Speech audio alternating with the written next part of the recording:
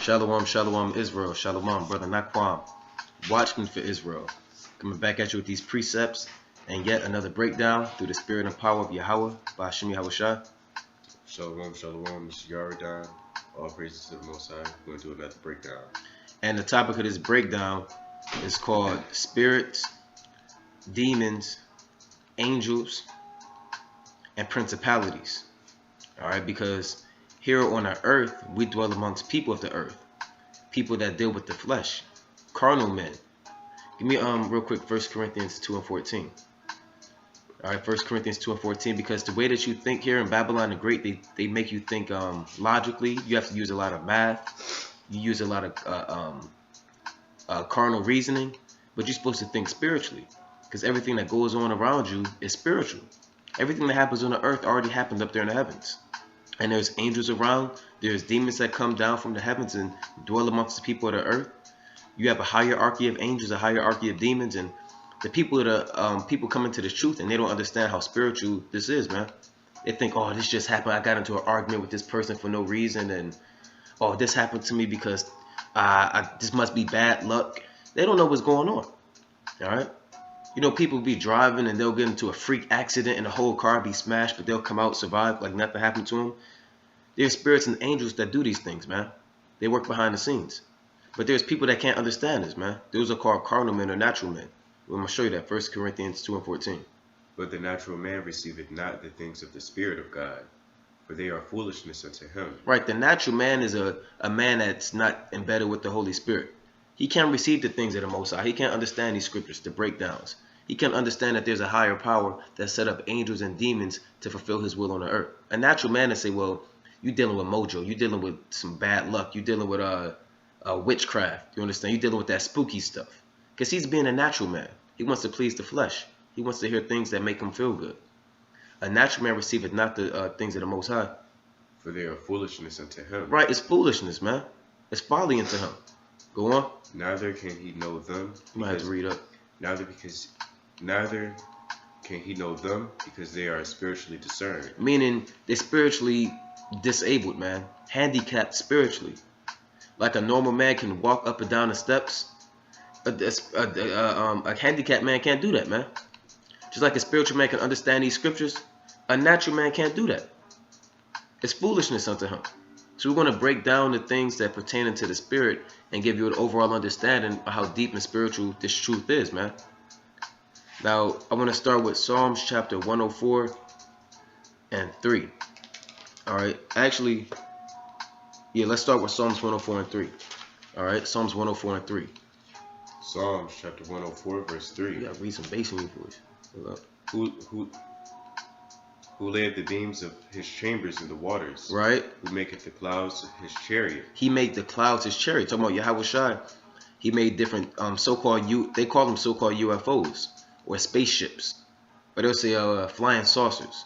Those things are known as the chariots of the Most High, and Yahushua, he made those. And those chariots are a spirit, and you can't enter inside of those chariots unless you have a spiritual body. All right, go on. Who walketh up upon the wings of the wind? Right, meaning he be flying, he goes to and fro in his chariot. Go on. Who maketh his angels spirits? He makes his angels what? Spirits. So the angels are spirits. You understand? And they're not little white babies with cupids. With a bow and arrow in their hand and a diaper on and blonde hair and rosy cheeks. That's not what the angels look like, man. And the angels are pure spirits. All right? Go on, meaning you can't see them in their spiritual form. They live up there in the third heaven. There's a host of heaven up there in the spirit world, and there's a spirit world that's among you right now. So there could be angels in this room. There could be demons in this room. So they go down from the earth, and Yahweh, he sanctions them. They dwell up there in the heavens, and the Yahweh sanctions them to come down on the earth to manipulate man. All right, to enter inside of man, to make man become a liar, to make man go off. You have angels that protect men, angels that destroy men. So the angels and the demons work behind the scenes. Like any great movie, like who's one of those top producers? Steven Spielberg, George Lucas, Spike Lee. You know, these are Tyler Perry. They say he's a great producer. So these great producers, they're in charge of the movie. You know, they hire the director, They make the script. You know, they says who's going to be the lead star, who's going to be the bad guy. You know, there's more that goes into a movie with just the script and getting the actors. You know, you have people that actually do the costume designs, people that bring the food on set. You know, people that's in charge of the lights, people that's in charge of the sound. All right, you have stuntmen. All of those things go into movies. All right, but what do you mainly see in the movie? You don't see the stuntmen. You don't see, I mean, you see them, but you really don't see them. You don't see the man doing the lights. You don't see the man in charge of the sound. You don't see the man that comes and feeds the actors on set. That's how the angels and demons work. All right, you don't see them, but they're helping this movie roll, man. In certain movies, you can't have a good movie if you don't have a good sound guy, man. The audio will be all low and you can't hear. You can't have a good movie if the lighting is all off, man. You got some cheap lights. So the angels and the demons, they work behind the scenes, man. And they help this movie roll and keep it moving and pushing. All right. And now the angels are pure spirits. So there's spirits around working behind the scenes to keep the Heavenly Father's movie going. Because we're living in the movie. And you know, you got the good guys, what they call them, the protagonists and the antagonists. The children of Israel were the protagonists, were the heroes. The evil man is Esau. He's the bad guy. And you have extras in movies. You know, people that just walk behind the scenes and drinking coffee and walking a dog and climbing a damn tree. Those are the other nations. Those are the extras. All right. And the lead star is Yahweh Shai. He's the highest paid star, for lack of better terms. You know, these top stars, you got Leonardo DiCaprio, Denzel Washington. You want to get a good movie, you go get Leonardo DiCaprio, man. You want a blockbuster, you go get Samuel L. Jackson. So Yahweh Shai, he's that top actor, man. All right. Now, read that Psalms 104 and 3 again. Psalms 104 and 3. Go on. Who led the beams of his chambers in the waters. Right. Who maketh the clouds his chariot. Right, he made the cloud his chariot. Read on. Who walketh upon the wings of the wind. Who maketh his angels spirits. Now go to 1 Kings 22 and 19. So we're giving you an overall foundation of how things work in the heavens. All right, because like I said, you were raised thinking like a natural man. You're taught to think logically and say, well, 5 plus 5 is this and this. You know, people, like I use an example of people getting into a car accident. Well, I'll use an example of somebody drowning. Somebody's drowning in the water, and then if they damn near about to drown and they survive, they'll say, whoa, because the water didn't enter into my third capillary in my lung, and then the atmosphere's pressure of the water caused me not to drown. Look, man, you thinking carnal, man. You thinking like a natural man. How you know Yahweh Shai didn't just send an angel down to damn rescue you, man? Or something of that nature. That's how the spiritual man thinks. They think everything's, well, they know everything comes from the Most High. All right. Who's that? Oh, yeah, you can read 1 Kings 22 and 19. 1 Kings chapter 22, verse 19. And he said, hear thou therefore the word of the Lord. Right. I saw the Lord sitting on his throne. Now this is a prophet, right? This is a prophet. He said, I saw the Lord sitting on his throne. Because up there in the third heaven, because you have 3 heavens. The first heaven that you have is known as the so-called firmament. All right, known as sky, the sky. Go to Genesis 1 and 6 real quick. Let me show you that. Genesis 1 and 6. About the first heaven. There's 3 heavens. All right, and the first heaven is the so-called sky. The second heaven is so-called outer space. So-called. And the third heaven is where the Most High dwells at. All right, known as paradise. Genesis chapter 1, verse 6. And God said, let there be a firmament in the midst of the waters. All right. Let there be a firmament in the midst of the waters. We were doing the street teaching, and I was breaking this down earlier. Earlier last week. Yahweh Bashem Yahweh Shai, they said, well, Yahweh Shai and the angels, we're going to make a firmament in the midst of the waters. So what they did was they put the firmament to divide the so-called outer space, those waters, from the waters on the earth. Like you have the Atlantic Ocean, Indian Ocean, Pacific Ocean, different lakes and rivers. Those are the waters on the earth. Those waters on the earth, they're being divided by the firmament, the so-called sky. And above the sky, you have waters. All right, and that's what the sky divides. It divides those waters above from the waters below. Those waters above are so-called outer space, different elements. You understand? Different, like argon or carbon or nitrogen or helium and things of that nature. All right, and hydrogen. Go on. And let it divide the waters from the waters. Right, that's what the sky does. That first heaven, it divides the waters from the waters. Go on. And God made the firmament, and divided the waters which were under the firmament from the waters which were above the firmament. Right. And it was so. Go on. And God called the firmament heaven. He called the what? And God called the firmament heaven. Right, he called that firmament heaven. That's heaven right there, the firmament. And you got Jake talking about, oh, I want to go up to heaven and I want to be with the Most High and my baby died and you know it's in heaven. You know what heaven is, man. That mean they up there on the firmament. You're not with the you just up there in the firmament, man. Because that's what heaven is. That's the first heaven. Go to Psalms chapter 19 and 1.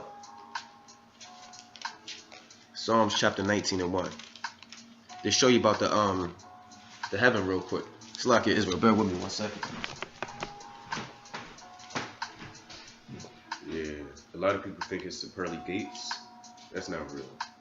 They think you got once you go up there, you got the wings, you chilling, and that's it. It doesn't work like that, and that's the cut into the hell doctrine as well. There's no heaven or hell, not the way that you've been taught. Like the brother was saying, you don't go up there and you waiting in a long line and you got a pearly gate and Peter right there with a list and says, is he going to be able to get in? He's looking at the list and nah, you can't get in. Then he'll pull a lever and the clouds open up and you fall down to the ground. And Right. That's not in the scriptures, man. Not a red man poking you from behind. Yeah, they going off. Right, and your eyes all popping out. Go to yeah, that's going off. Go to Psalms 19 and 1. Psalms chapter 19 verse 1. The heavens declare the glory of God, and the firmament sheweth his handiwork. Keep going. No, to read it again, Slakia. The heavens declare the glory of the God, and the firmament sheweth his handiwork. Right. The heavens declare the glory of God, and the firmament shows his handiwork. So how do the heavens declare the glory of God? Go to Sirach 43 and 1. Because when you look up at the heaven, inside of the firmament, you have the sky, you have different constellations, like Orion's belt and Pleiades and Mazzaroth and different things of that nature. You got the moon. You get eclipses. These show the Most High's handiwork. This is beautiful and strategically planned and well thought out and premeditated beautiful works from the heavens, man, from the Most High. So the handiwork are the works of the Most High. And the heavens show the works of the Most High. Read that Sirach 43 and 1. Sirach, yeah. chapter 43 verse 1. The pride of the height, the clear firmament. The clear firmament, because the firmament is clear, man. Like when John the Revelator, he saw a river of life proceeding out of the throne of God. He was looking up into the firmament. All right, go on. The beauty of heaven, which Salakia, with his glorious shew. The glorious show is the stars, like I said, the sun, the moon, the constellations. Like the Lord made lights up there in the heavens in Genesis, the first chapter. Go on. The sun, when it appeared, declaring at his rising. Right, the sun is part of his handiwork. Go on. A marvelous instrument, the work of the Most High. Right. At noon it parcheth the country, and who can abide the burning heat thereof? So the sun in this chapter goes into the instruments of the Lord. Goes into the sun, the moon, the rainbow. That all is that is the first heaven. The second heaven is so-called outer space. The third heaven is where the Most High dwells at. Go to that in 2 Corinthians chapter 12 and 12 and 1. Start at 2 Corinthians 12 and 1. 2 Corinthians chapter 12 verse 1. All right, so we got to give you the breakdown and understand how the heavens operate, man. You go up in Christianity, they just tell you it's one heaven. It is not expedient for me, doubtless, to glory. I will come to visions and revelations of the Lord. It's Paul speaking about the revelations that he had, you understand, and the things that he went through. And that's going to give you a personal testimony of what happened to him. Go on. I knew a man in Christ above 14 years ago. Whether in the body I cannot tell, or whether out of the body I cannot tell. God knoweth. Such a one caught up to the third heaven. Right, he said, I knew a man in Christ above 14 years ago. He's talking about himself, what happened to him above 14 years ago. All right, when he got stoned and Read on. Read above 14 years ago. And read on from there. I'm going to read it over. All right. I knew a man in Christ above 14 years ago. Whether in the body, I cannot tell, or whether out of the body, I cannot tell. He didn't know if he was having an outer body experience, or he didn't know if he actually went up there to the third heaven. He didn't know what was going on. He couldn't tell. Go on. God knows. He said only the Most High knows if I had an outer body experience. And people talk about outer body experiences. They call it astral traveling, man. Yeah, people get lost in stuff. Yeah. Now they got a demon enter into them. Yeah. They all confused, mixed up, scrambled up, guts all rearranged. Right. Because when you astral travel, that's you saying that you meditate and you have your spirit leave your body to go travel through the different spiritual worlds. You understand? And you traveling in and out the spirit world. And your body becomes just a vessel for things to enter into. Demons can enter into you, like the brother said. Satan can enter into you and destroy you, man. So you're not supposed to be astral traveling. That goes into your spirit leaving, because you have a spirit inside of you too, man. And the spirit inside of you is pure fire. It's a pure energy. And people actually do that. It's a real thing. You can allow your spirit to leave your body. You're not supposed to be dabbling into that though, man. That goes into witchcraft. Paul didn't do this on purpose. You know, people have dreams like that, man. People have dreams and they call it like incubus. You know what I'm talking about? They'll have like they'll be asleep and then their spirit, they'll wake up, but they'll still be asleep and they'll have their spirit. Yeah, they'll see their body hovering over them. A lot of people go through that. A lot of Edomites go through that, man. Because they're wicked. Alright, so the Lord just be plaguing their mind. And he could put them nightmares on you. The Most High could send demons on you while you sleep. Right? Jake talking about you tossing and turning and you sweating and you having nightmares. That's the Most High putting demons on you while you sleep. Because he want to do that. So Paul had an outer body experience. Go on, but it wasn't up to him. Only the Most High did that. And he don't know if it was an outer body experience or if he actually went up there. Go on. And I knew such a man, whether in the body or out of the body. I cannot tell, God knoweth. How that he was caught up into paradise. Caught up into paradise. And heard unspeakable words, which is not lawful for a man to utter. Right, it says he was caught up to the third heaven, into paradise. And he heard unspeakable words, which is not lawful for a man to utter. Meaning, it's not a law in the scriptures. Meaning, what he's saying is he couldn't comprehend what was going on. And there is no words on the earth to be able to describe what you see in the heavens. Because it's up there in the heavens. How can you use words on the earth to describe what's going on in the heavens? Give me Isaiah 6:1 real quick. That's why Isaiah said, I dwell in the midst of the people of unclean lips.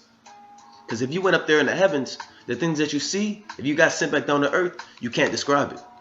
There's no literal words that you can use. Because it's too spectacular, it's too glorious. That's deep. Isaiah chapter 6 verse 1. Right? In the year that King Uzziah died, I saw also the Lord sitting upon the throne. Right, he had a vision. He saw the Heavenly Father sitting on his throne. High and lifted up. Right? And his train filled the temple. Go on. Above it stood the seraphims. Seraphims are a certain type of angels too. Alright? Now seraphims, you have seraphims, you have cherubims. Alright? You have the 4 and 20 elders.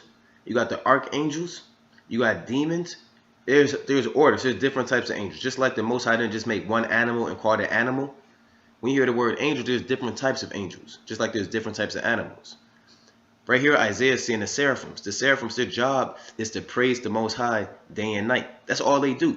They don't come down and protect men. They don't come in and be a damn death angel. All they do is praise the Most High. And they'll say, holy, holy, holy, let the whole earth be filled with your glory. That's all they say all day. That's why they were made. That's how bad the Most High is, man.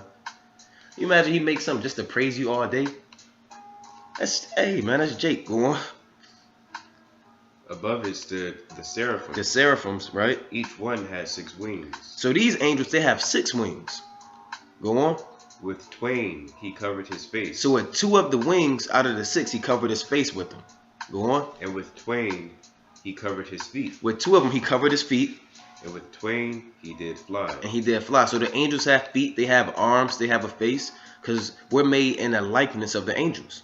In Genesis 1:26, God, the Elohim, the powers, Yahweh Shai, the angels, they made us in their likeness. So the same way they have a head and shoulders and feet and hands, we have the same thing, man. And with 2 of the wings he did fly. Go on. And one cried unto another, and said, Holy, holy, holy is the Lord of hosts. The whole earth is full of his glory. So that's all they say, man. Holy, holy, holy is the Lord of hosts. The whole earth is filled with his glory. That's all they do, man. Go on. And the posts of the door moved at the voice of him that cried. Right. And the house was filled with smoke. Go on. Then said I, Woe is me, for I am undone, because I am a man of unclean lips, and I dwell in the midst of a people of unclean lips. Right, he said, I'm unclean, man. How can I talk to the Most High with I dwell amongst wicked men? I dwell amongst people of the earth, natural men. I'm a fleshly man. I'm a sinner. I'm so unclean I can't even talk to the Most High. He said, I'm death, man, I'm about to be destroyed. He thought he was going to die. Go on. So when you see the angels and you see, it's not something you rejoice in. You don't say, oh, there's the angels. The angels are terrible, man. When Daniel and Ezra saw certain visions and angels, they got sick. They literally got sick. No, they were nauseous. Daniel fainted. People passed out. Ezra thought he was going to die. All right. The Most High tell you in Wisdom of Solomon, there are certain beasts and creatures that Most High could put his spirit on and create that they can destroy you. They could breathe out lasers out of, shoot lasers out of their eyes. They tell you that they can shoot sparks out of their eyes. And that's where Esau get his Cyclops from. They tell you that they can shoot fire out their mouth. Right? Then it says, not only with one breath will they destroy you, but the sight can utterly destroy you. So if the Most High makes a new animals or new creatures, the sight of them could put you to death just by looking at them. Go on. That's in Wisdom of Solomon. I'll see if I can find that. But go on. Then said I, Woe is me, for I am undone, because I am a man of unclean lips. Right. And I dwell in the midst of a people of unclean lips. Right. For mine eyes have seen the King, the Lord of hosts. Then flew one of the seraphims unto me. He said, I'm unclean because I seen the Most High. Why he's in the flesh. Go on. Having a live coal in his hand. So the angel took a live coal from one of the censers or the altars in the temple. Go on. Which he had taken with the tongs from off the altar. Right, he took a coal from off the altar with his tongs. And he laid it upon my mouth, and said, Lo, this hath touched thy lips, and thine iniquity is taken away. So Isaiah didn't have to repent. He didn't have to get on his knees and repent. You know, he didn't have to ask for forgiveness. You know, his sins were forgiven. Why? Because the Most High could do what he wanted to do. The Most High could say, take an angel and then put that on his lips, and now he's cleansed from his sin. He's blotted out. The bill is paid for. So the Most High could do what he want to do, man. You about to say something? Now go back. I only brought that out to show you that when Paul said he couldn't explain things he saw in the heavens because he had unclean lips, just like Isaiah. Now go back to 1 Kings 22 and 19. Where you left off. 1 Kings chapter 22, verse 19. And he said, Hear thou therefore the word of the Lord. I saw the Lord sitting on his throne, right, and all the host of heaven standing by him on his right hand and on his left. So the host is an army. When you read in the Bible, it always talks about a captain of a host. Or Joab was the captain of David's host. Or Benaiah, he was the captain of Solomon's host. The host is an army. So if he's the Lord of hosts, he's the master, or he's the power, or the God of the armies. And on his army, in the military formation, on his right hand side, he has angels. On his left hand side, he has demons. All right, and the demons are evil angels. And that's up there in the heavens. Go on. And the Lord said, Who shall persuade Ahab that he may go up and fall at Ramoth Gilead? Right, so that he caught the spirits, the angels, and the demons. He says, well, I want King Ahab to die. Who's going to try to get this man to die? How are you going to get him to die? So this is what goes on in the heavens. Before things take place on the earth, the Most High has a council with the angels and with the demons, and they have a council, and they determine how things are going to take place on the earth. Go on. And one said on this matter, and another said on that matter. So one said, well, I'll do this, and another angel said, well, maybe I can do this to get him to die. Another angel said, well, hold on, let me try to do this, and I'll get him to die this way. So the angels are giving their ideas and propositions to the Most High on how to get this wicked king to die. Go on. This is going up there in the heavens. Ahab don't know what's going on. They just on the earth. It's like we're on the earth, and there could be a council going on in the heavens right now to fulfill the will of the Most High. Right. People be all confused and mixed up. Like, why am I going through all of this? Right. What's going on? Right. The Most High literally put in certain spirits in your life. See, first to try you through the fire, and secondly because He wants you. Right. This First Kings chapter 22, verse 21. And there came forth a spirit and stood before the Lord. So this angel or the spirit came before the Lord and said, I will persuade him. And the Lord said unto him, wherewith? He said, how you going to persuade him to die? What you going to use? The Lord said, how you going to get this man to die? And he said, I will go forth, and I will be a lying spirit in the mouth of all his prophets. And he said, thou shalt persuade him, and prevail also. Go forth and do so. So the angel said, I'm going to be a lying spirit. Now, according to the scriptures, you're not supposed to lie. But the angels up there in the Most High, give me Psalms 115:3 real quick. Hold that. They could do what they want to do, man.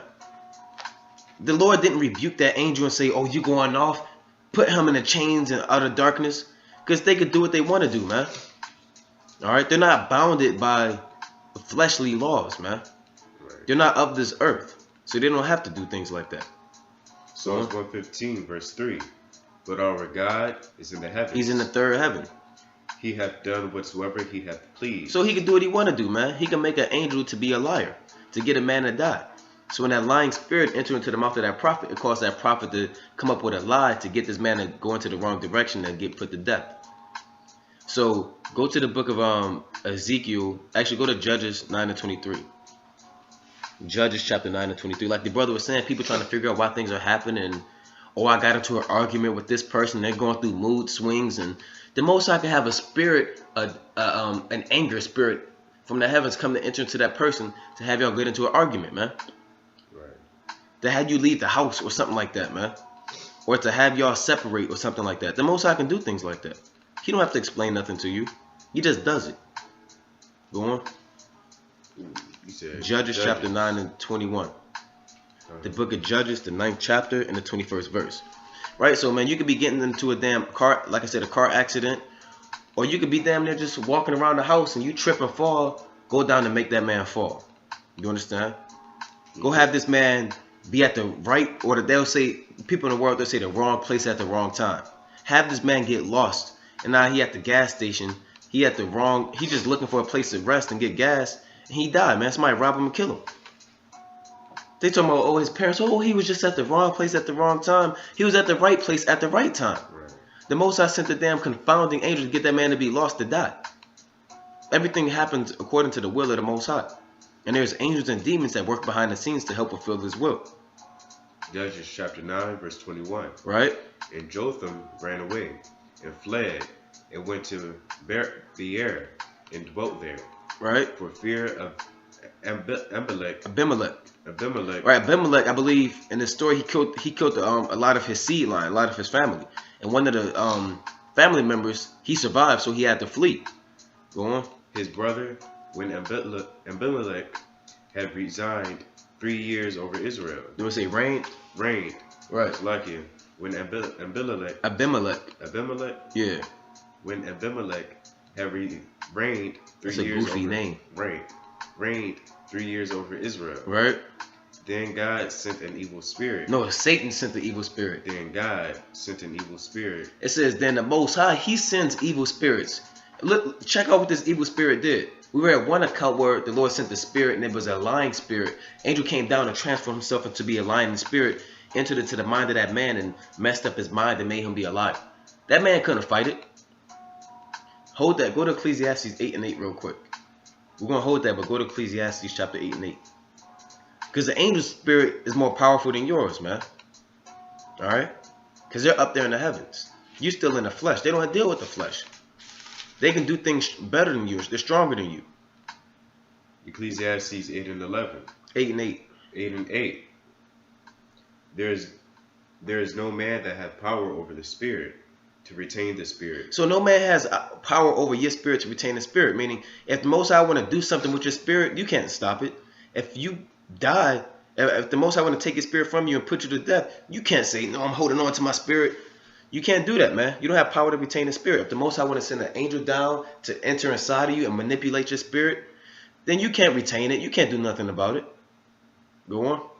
Neither have he power in the day of death. Right, you can't stop and plead for the Most High to have your spirit stay inside of you. Go on. And there is no discharge in that war. You can't do nothing about it. Now go back to go to Psalms 103 and 20. Because I said that the angels are mightier and stronger than you. You may have trouble lifting a table or moving a couch, and people struggle with moving furniture and things like that. The angels they don't have to bodybuild and do push-ups and things like that, man. There's an angel in Revelation that stands in the sun. You can go stand in the sun and see what happened. All right, read that real quick. Psalms 103 and 20. Psalms 103 and 20. Bless the Lord, yea, his angels, that excel in strength, that do his commandments, hearkening unto the voice of the word. So they listen to the Most High. People talking about angels rebel against the Most High, and they came down, and Satan held a council and said, we're going to fight against the Most High. Snuck up in the midnight and tried to... That didn't happen, man. They do the Most High's commandments. They have to obey. They're programmed to obey. Just like a robot is programmed. You have certain robots that's programmed to vacuum the floor. You have robots that's programmed to put car doors on top of cars and warehouses and car manufacturing plants. Angels are programmed, pre-programmed to follow the Most High. Go on. Bless ye the Lord, all ye his hosts, ye ministers of his, that do his pleasure. That do his pleasure. They do the will of the Most High. They excel in strength, man. Didn't it say that? Psalms 103 and 20. Yeah, excel in strength. Right, they excel in strength. They're stronger and mightier than men. All right, now go back to Judges. Judges chapter 9. What is it? 9 and 22. 22. When Abimelech had reigned 3 years over Israel, then God sent an evil spirit between Abimelech and the men of Shechem. The Lord sent the evil spirit from between Abimelech and the men of Shechem. And the men of Shechem dealt treacherously with Abimelech. Right, so that evil spirit that the Lord sent down caused the conflict, man. They started beefing now. At first it was cool, but the Lord sent the angel down into the minds of the people, and he starts stirring up their minds to start hating each other and cause beef. So when you get into an argument with your woman or with your brother, man, and there's conflict and stuff going on, the Lord is doing that, man. Why is he doing that? You'll figure it out after it's done. And the Lord don't have to tell you, man. That's something you got to try to figure out. Or the Most High could come tell you why he did that, man. But it's all to fulfill his will. Now from there, I want you to go to 1 Samuel chapter. Actually, go to Job 2 and 1 while I find this precept. Job chapter 2 verse 1. Actually, go to yeah, say something real quick. Let me find this real quick. So you can't. It's like in Romans chapter 9. You can't reply against the Most High. That's like me making his laptop, and his laptop come alive and say, "Why did you make me with? Why don't I only have these much keys? Why don't I have more? Why can't I do this and a third?" He can't reply against me. I made him. That's like basically like talking back to your parents. Right. Now go to Revelation. Sloppy. Oh, you was done? Yeah. Right. Now go to Revelation 16 and 5. Right. Like you make like if I want to make this candle, I can make this candle to look good. It's a good looking candle. Yeah. And I want this candle to sit on my table so when people come in my house, they'll say, oh, that's a beautiful candle. And I can get praise from that. Or I can make this candle to be ugly, man. And the candle can't say to me, why'd you make me ugly? I want it to be beautiful like the other candle. You got to deal with it, candle. That's how the Most High makes men on the earth. That's you got to deal with it, man. Who art thou that replies against God? Shall the thing formed say to him that formed it, why hast thou made me thus? All right, like I tell you in Isaiah, how you gonna tell your son what begot? I mean, your son, you give birth to your son say, what begottest thou? What'd you make? Why'd you do me like this? You gotta deal with it, man. Read that Revelation 16 and 5. Revelation chapter 16, verse 5. Right, so the angels could do different things, man. I said the angel could stand in the sun. Check this out. You read that. And I heard the angel of the waters. The angel of the what? Waters. So there's an angel of the waters, man. There's certain angels that have power over waters. So when there's tsunamis and floods happening and different damn typhoons happening and whirlpools, there's angels that do that, man. There's actual angels that have power over the waters. Just like you have a corporation and the Most High is the top CEO, you have different positions, man. Not everybody's going to be the CFO. Not everybody's going to be the janitor.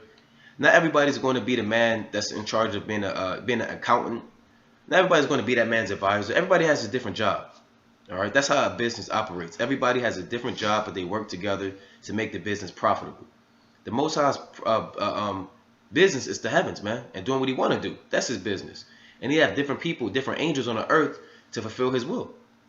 And one of the angels have power over the waters. We just read that one of the angels, their job was to be an evil spirit. One of the angels, their job was to be a lying spirit. That's what goes up there in the heavens, man. The Lord made the spirits and said, I want this angel to be this type of angel, this angel to do this, that, and the third. All right, read that again.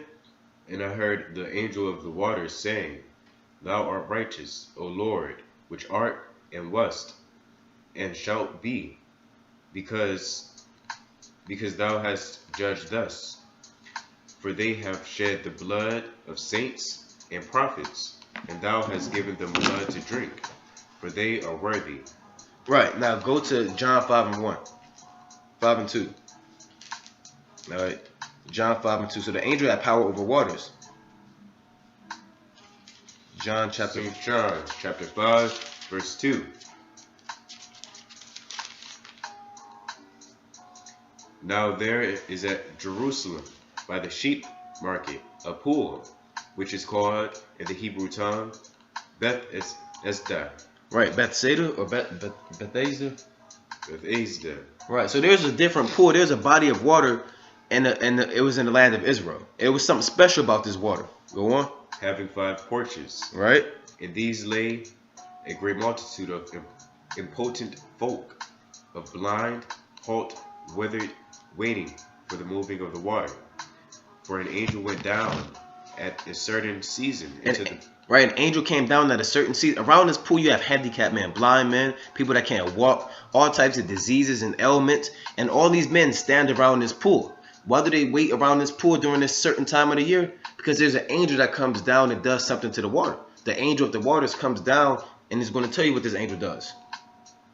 It's John chapter 5 verse 4. Where an angel went down at a certain season into the pool and troubled the water. Whosoever then first after the troubling of the water stepped in was made whole of whatsoever disease he had. So at a certain time of the year, the Most High, it's what the other nations didn't have nothing like this for them. Right. The other nations, they just got to deal with it, man. You're going to have to go see the apothecary, go see a damn physician, go see your doctor, your witch doctor, whatever. But the Most High said, look, man, you know what's coming. It's like winning the lotto. Whoever get in that water first, you won. If you don't get in the water first, you got to wait till next season. So, because the Lord sent the angel down and he manipulated the molecules or did something with the water. So if you went in the water first, you were healed of anything, man. This is where the nation's lucky. That's where the nation's got that rejuvenating pool. I was just thinking about that. That fountain of youth. You got them different Spaniards and them. There was a lot of conquistadors. They were going to certain parts of the earth to find a fountain of youth, an actual body of water you can get healed. I forgot about that. You know, they got that from the scriptures, man. They say, well, the people of the Most High are back on this side of the world. We know they're not over here. We haven't seen that pool. It has to be where the other Israelites are. Because Columbus and them, he knew who was they knew who the Israelites were, and they knew the Most High was with us. So they said that water, that living water, or that what they call it again, the rejuvenating water, it's something else. Yeah, the fountain of youth. Yeah, the fountain of youth. He said that fountain of youth has to be where those Israelites are, where the Zebulon was, and the Asherites, and the different northern kingdom of South America, and they were going there, man, to try to find that fountain of youth. But the Most High not dealing with that right now, man. All right, now go to Revelation 14 and 10. So there's angels that have power of the waters. All right, so and these are terrible angels, man. Revelation chapter 14, verse 10.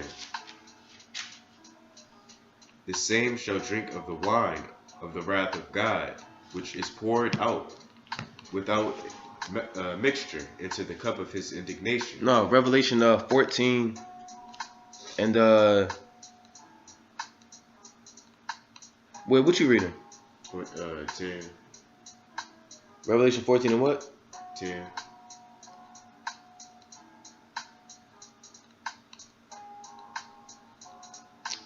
Didn't I just have it? Hold on, let me see. I just pulled it up on my phone. It's Revelation 14 and 18. Slack it. Revelation chapter 14 verse 18. Go on. And another angel came out from the altar. Another angel came out from the altar. This John. Go on. Which had power over fire. Yeah, what? Power over fire. So he had power over fire, man. So when there's wildfires going on and your house burned down, you don't know what happened, and you turned the stove off and you made sure that you didn't leave your your damn candle on or your cigarette on the couch. This freak accident or people spontaneously combust and burn up. There's an angel that has power over fire, just like there's an angel of the waters. There's a balance. All right. So we're showing that these different angels have different offices. This angel had power over water. Over fire. Go on. And cried with a loud cry to him that had the sharp sickle, saying, Thrust in thy sharp sickle, and gather the clusters of the vine of the earth, for her grapes are fully ripe. Right. Now from there, go to the book of Job 2 and 1. Job chapter 2 and 1. So we're giving you an understanding of what goes on in the heavens, man. All right. You don't learn this in church. Grandma Betty and Deacon Oscar and Father Hands and Mr. Touch, they're not going to tell you this, man. They're going to ask for your wealth and your money and tell you we all going to go to heaven anyway and hold hands with white Jesus. Read that real quick. Job chapter 2 verse 1. Go on. Again, there was a day when those sons of God came to present themselves before the Lord. Right. And Satan came also among them to present himself before the Lord. Right. So this day is every day. Every day these angels give an account of what happens on the earth. And they tell the account of what takes place on the earth and the different things that they did. They report that back to the Most High. Even Satan does that, man. Because Satan is the top angel on the left-hand side that works for the Most High. All right. And Satan's job is to cause destruction and mayhem on the earth. It's going to tell you that. And the Lord said unto Satan, From whence comest thou? The Lord said, where you coming from? Now, the Most High know where he already came from, but this is drama. Right. It's a movie, man. It's just a drama going on. It's like you have to, that's how you read the scriptures, man. People always, they don't know what's going on. The Most High deals with drama. He said, from whence comest thou? This is written for us today so we can understand what goes up in the heavens, and that is drama. Right. People be reading and be like, well, why did Most High ask him that? I know everything. Right. Most High know what's going on. It's for everything. Tell you Romans 15:4, whatsoever things written aforetime are written for our learning today. This was written for our learning today for two reasons. To understand that the Most High is in control of everything in the heavens, and to understand this is drama. Go on. And the Lord said unto Satan, From whence comest thou? He said, where you coming from? And Satan answered the Lord and said, From going to and fro in the earth, and from walking up and down in it. Now he wasn't going to and fro skipping and holding hands with people and kissing them on the forehead and playing double dutch with them and Monopoly and pillow fights. Oh, the fellas everywhere. Now Satan got to clean up the fellas before his mom get home. First one to fall asleep, get water poured on him. Yeah, they wasn't doing nothing like that, man. It wasn't, dancing in the rain, man. What he was doing was going to and fro, up and down. He was causing hell, man. Murders, putting lion spirits into people. Give me James 2:19.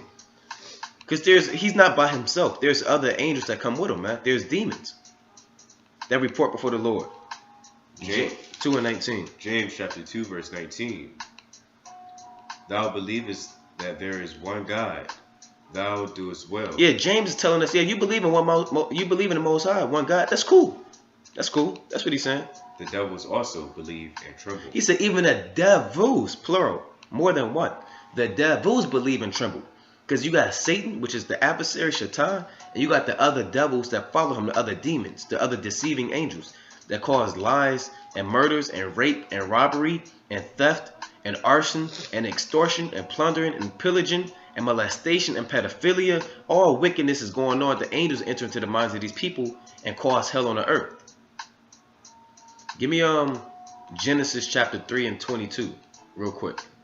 So when Satan came going up and down, to and fro, he was causing all types of mayhem. And it says up and down, to and fro.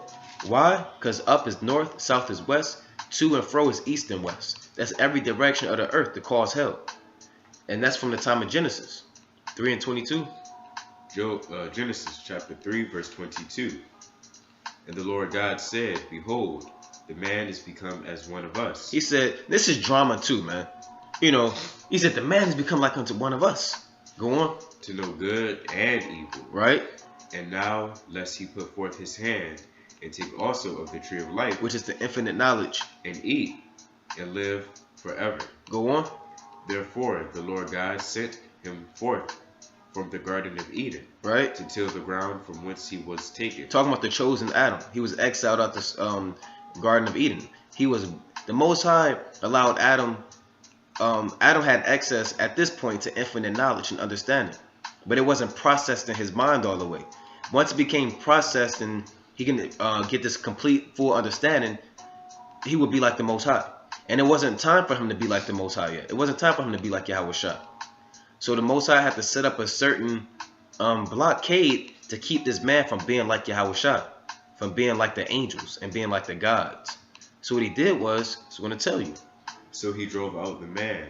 He was placed, so he drove out the man, and he placed at the east of the Garden of Eden. He placed at the east of the Garden of Eden cherubims, and a flaming sword, which turned every way to keep the way of the tree of life. Which did what?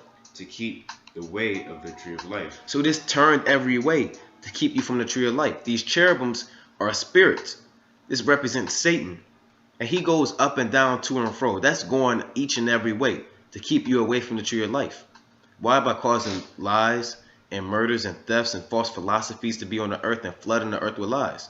Keeping you away from the tree of life. If you go this way, there's a lie. If I go on the internet, there's a lie. If I'm watching TV, there's a lie. If I'm listening on the radio, it's a lie. If I'm going in the damn building, it's other philosophies that could confuse me and trap me up to keep me from the tree of life. All men are liars. Right. All men are liars, man.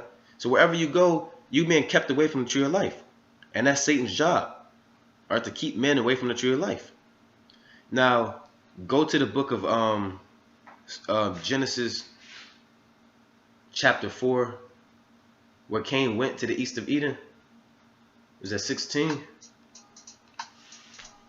Yeah. All right. And Cain went out from the presence of the Lord. Just Genesis 4:16. Cain went out from the presence of the Lord.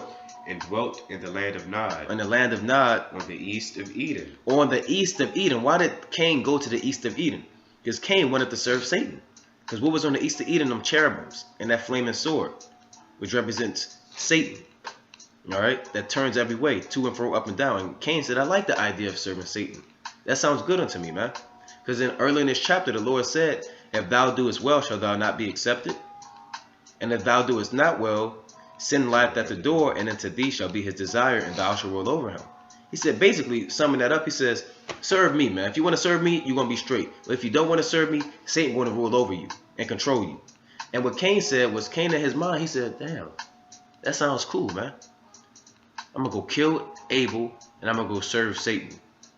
That's the wicked, man. Give me Proverbs 2:13. That's what Cain did. And Cain came back on the earth as Esau. So that same spiritual demon that was in Cain came back inside of Esau. So the so-called white man, Esau, he's set up to go up and down, to and fro, and to promote lies and chaos on the earth and promote darkness on the earth to keep people away from the tree of life. That's why the earth is given to the hand of the wicked. All right. Proverbs chapter 2, verse 13. Right. This goes into Cain and Esau. Who leave the path of the who leave the paths of uprightness to walk in the ways of darkness. So that's what Esau and Cain did, man. They were left in the paths of uprightness to walk in the ways of darkness. Upright is the laws and commandments and being righteous and having order. Cain and Esau said, well, we don't want to do that. I want to leave the path of uprightness and go this way, man. I want to serve Satan. Go on. Who rejoiceth to do evil. And you know they rejoice to do evil. They're the ones that promote pedophilia, that promote homosexuality, that promote molestation, bestiality, that promote lies and Christianity. They rejoice in doing evil, man. I tell you that they can't sleep unless they do evil in Proverbs the 4th chapter. Right. And this is like a lot of people overlook Beauty and the Beast, but that woman real life loved that beast. Right. Seriously, she was dancing with the beast. Don't quote me. Did she kiss that beast? She kissed the beast. She worshipped that beast. Go on. Proverbs chapter 2, verse 14. who rejoice to do evil, and delight in the frowardness of the wicked. They delight in the wicked, the contrary ways of the Most High. They delight being wicked. Whose ways are crooked. That's Esau, that crooked serpent. Go to Job 26 and 13. Right. Job chapter 26 and 13. Because Esau, it says whose ways are crooked, meaning it can never be straight. They can never do upright. Tell you in Isaiah the 26th chapter, even in the land of it said, let favor be shown to the wicked, yet will he not learn uprightness. In the land of the Lord, he will deal unjustly.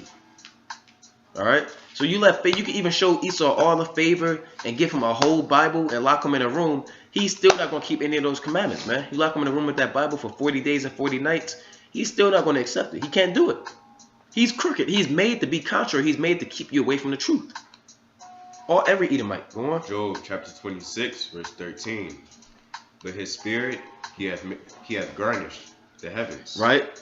His hand hath formed the crooked serpent. So the Lord formed this crooked spirit to be on the earth to keep man away from the tree of life. He formed that crooked serpent from the time of Genesis. The serpent that was more subtle than any beast of the field. All right. And Esau, he's that serpent. What you got? Habakkuk. 2 and 4? Right. Yeah, so Habakkuk tells you about Esau. The Most High gave you a vision about Esau, man. We're going a little off topic, but that's how the spirit go. Habakkuk, the 2nd chapter, and I believe the 4th verse. So all the way from the beginning of creation, people wonder why there's so much wickedness on the earth and chaos and mayhem, and there's no order and no righteousness, because the Most High set it up that way. He set up the wicked, man, to rule the earth. And Yahushua, pursuing the 2nd Thessalonians, the 2nd chapter, Yahushua will not and cannot and must not make his second coming unless there's a falling away first, meaning Israel that disconnected from the heritage, and the man of sin be revealed. So we're revealing the man of sin now. So we know Yahushua is on his way soon. We're revealing Esau for being a wicked. Habakkuk chapter 2, verse 4. Behold, his soul which is lifted up is not upright in him, but the just shall live by his faith. Right, but the soul of the upright is not, which is lifted up, meaning it's proud. It's not upright. He can't get right, man. He can't do it. His spirit inside of him is not upright. The Lord said in Ecclesiastes, that which is crooked cannot be made straight, and that which is wanting cannot be numbered. He can't be made straight. You can't reform him. Go on. Just like Satan was made to be the wicked. He's that spirit. You can't teach Satan the Bible and sit down and break the scriptures down to Satan and say, here, Satan, if you just get yourself together, repent ye therefore and be converted. You showing Satan Deuteronomy 28:68. You trying to show Satan the curses and break it down to him. Look, man, Satan is Satan, man. You can't do nothing about it. Go on. Habakkuk chapter 2, verse 5. Yea, also, because he transgresseth by wine, he is a proud man. Neither keepeth at home, who enlargeth his desire as hell, and is as death, and cannot be satisfied. Let's sit on that. So the Lord says Satan, or Esau, the so-called white man, who's a physical manifestation of the spiritual demon Satan, man, he transgressed by wine, by his philosophies to get you drunk, man, to seduce you, and to have you going to other ways. And he can't be satisfied. Whatever he do is never enough for him. He wants your land. Not only does he want your land, he'll take your gold. Not only does he want your gold, he'll take the other resources. That's not enough. He wants to be you. He literally wants to be you. Yeah, like, what's up with this guy, man? And then after he wants to be you, he wants to kill you. And then kill himself. Because he wants to destroy the ozone layer and all that. He's just a demon, man. Go to, real quick, before you get what you get, go to the book of Deuteronomy 32 and 32. So, actually, go to Genesis 3 and 1 real quick. Because he's that serpent, man. Then we're going to get back to the angels and demons. But we're dealing with the physical manifestation of Satan on the earth. Genesis 3 and 1? Yeah, Genesis 3 and 1. Genesis chapter 3, verse 1. Right? Now the serpent was more subtle than any beast of the field, which the Lord God hath made. So out of all what this is saying, out of all the nations, out of all the men that the Lord made, the so-called white man, before he was known as the so-called white man, who's actually an ancient Canaanite, if you got ears to hear, he was made to be the wicked above all the other nations. Amongst all of the beasts of the field, out of all the different people, he was made to be the most wicked. And that's why he does the things that he does. He's that serpent, that crooked serpent. Go to Revelation 20 and 1. Revelation 20 and 1. So he's a physical manifestation demon of Satan. Revelation chapter 20 verse 1. Right. And I saw an angel come down from heaven, Right. having the key of the bottomless pit. Bottomless pit is Europe. And a great chain in his hand. Right. Not a literal chain, spiritual chain. And he laid hold on the dragon. On that dragon, this is Esau. Tell you in Revelation 12 that the dragon is the Roman Empire, the so-called white man. He laid hold on the dragon. That old serpent, which is the devil and Satan, and bound him 1,000 years. So the devil, the so-called white man, is Satan. And he was bound for 1,000 years while we ruled Europe during the so-called Dark Ages. Telling you that the so-called white man is Satan. He was bound up, meaning his power was taken away from him. He was pushed up into the caves. You understand? Everything that he stood for, he had to go up into the damn caves and the clefts of the rock. We saw in Job, the 30th chapter. He says they were driven from men to dwell in the clefts and the caves of the earth. Children of basement. Now go to Deuteronomy 32 and 32. Tell me about this serpent. Deuteronomy chapter 32 and 32. Deuteronomy chapter 32, verse 32. For their vine is of the vine of Sodom. Meaning that the plant and the nature and the fruit that Esau brings forth is like Sodom, man. The works that they do is like ancient Sodom. Pedophilia, homosexuality, the pride of life. Go on. That's Esau. And of their fields of Gomorrah. And the fields of Gomorrah. Go on. Their grapes are grapes of gall. Right.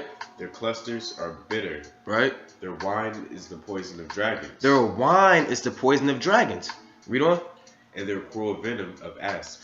An asp is a snake. So we read in Revelation 20, he laid hold on that dragon, that serpent called the devil. We're showing you that Esau, he's the physical counterpart of the spiritual demon Satan. And it says that his wine is as the was it poison of dragons? What did it say?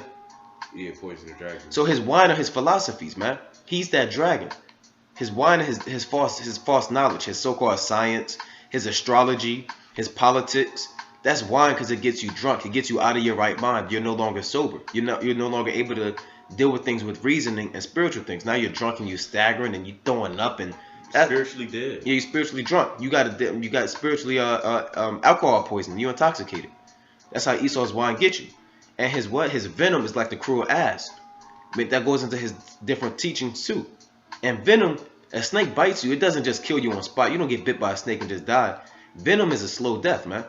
You can watch how venom it clots your blood up, and it don't allow your blood to flow. All right, so venom is a slow, painful death. So the more you deal with Esau, you partake of his venom. It's a slow, painful death to destruction. Go to Psalms 58 and 3.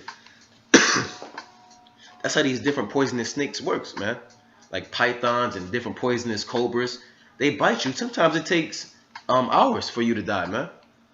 You know, you get bit by Esau, you're dealing with his philosophy. It's going to take you spiritual hours to die, man. Psalms 58. And that's a painful death. You know, you can't breathe, you're choking. 58 and 3. And 3. The wicked are estranged from the womb. The wicked is Esau. They're born to be the wicked from the womb. Go on. They go astray as soon as they be born, speaking lies. So every Edomite is wicked. Read on. Their poison is like the poison of a serpent. Their poison is like the poison of a serpent. And poison them put you to death over a long period of time. Go on. They are like the death of adder that stoppeth her ear. That stoppeth her ear. Keep going. Yeah. Which will not hearken to the voice of charmers, charming never so wisely. So they're like the deaf adder that stoppeth their ear. If you stop your ear, you don't want to hear the truth.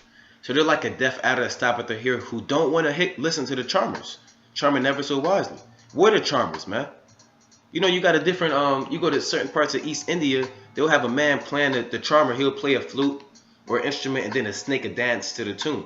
Esau, he can't dance to the tune. He will stop his ears. He can't hearken to the voice of the charmers. Oh, we got rhythm. Yeah, he can't even get with it. God. Now, from there, go to one more precept. Psalms chapter 104 and 1, I believe. Psalms chapter 104. I believe that's what I want. You can read it. Verse 4. 1. Verse 1. Yeah. No, 10. See if it's 10. He sendeth the springs into the valleys, which run among the hills. They give drink to every beast of the field. The wild asses quench their thirst. By them shall the fowls of the heaven have their habitation, which sing among the branches. He watereth the hills from his chambers. Well, that's not it. But let's go back to the there's one in the book of Psalms that tells you about the serpent as well. Go to the book of Isaiah 45 and 7. We got a little off topic about Esau, but hey, man, that's how the spirit go. Isaiah 45 and 7. Isaiah chapter 45, verse 7.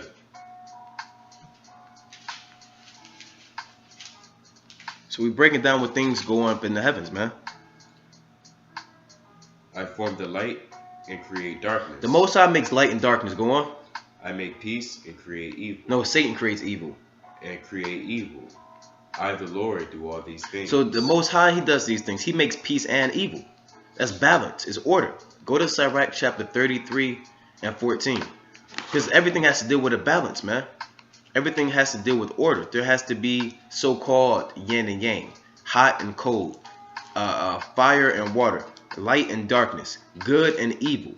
Bad and good. Same thing, man. Read that real quick. Sirach chapter 43. 33 and 14. Sirach chapter 33 and verse 14. Because the scriptures tell you about that there's a balance. One thing's a double, one to another, man. Sirach chapter 33, verse 14. Go on. Better is the poor being sound and strong of constitution. 33 and 14. You at 33? You at 31. That's 31. Sirach chapter 33 and 14. 33 and 14. Good is set against evil, and life against death. So is the godly against the sinner, and the sinner against the godly. Go on. So look upon all the works of the Most High, and there are two and two, one against another. I wake up. Yes. Oh, that's it on that, right? Is that this? Go on. Yes. Right. So the Most High said, good is set against evil, life against death, and the ungodly against the godly, and the sinner against the righteous. Paraphrasing it. All right. He said, looks upon all the works of the Most High, you're going to find out that there's a balance. Even with the angels and the demons, there's a balance. You have to have good and evil.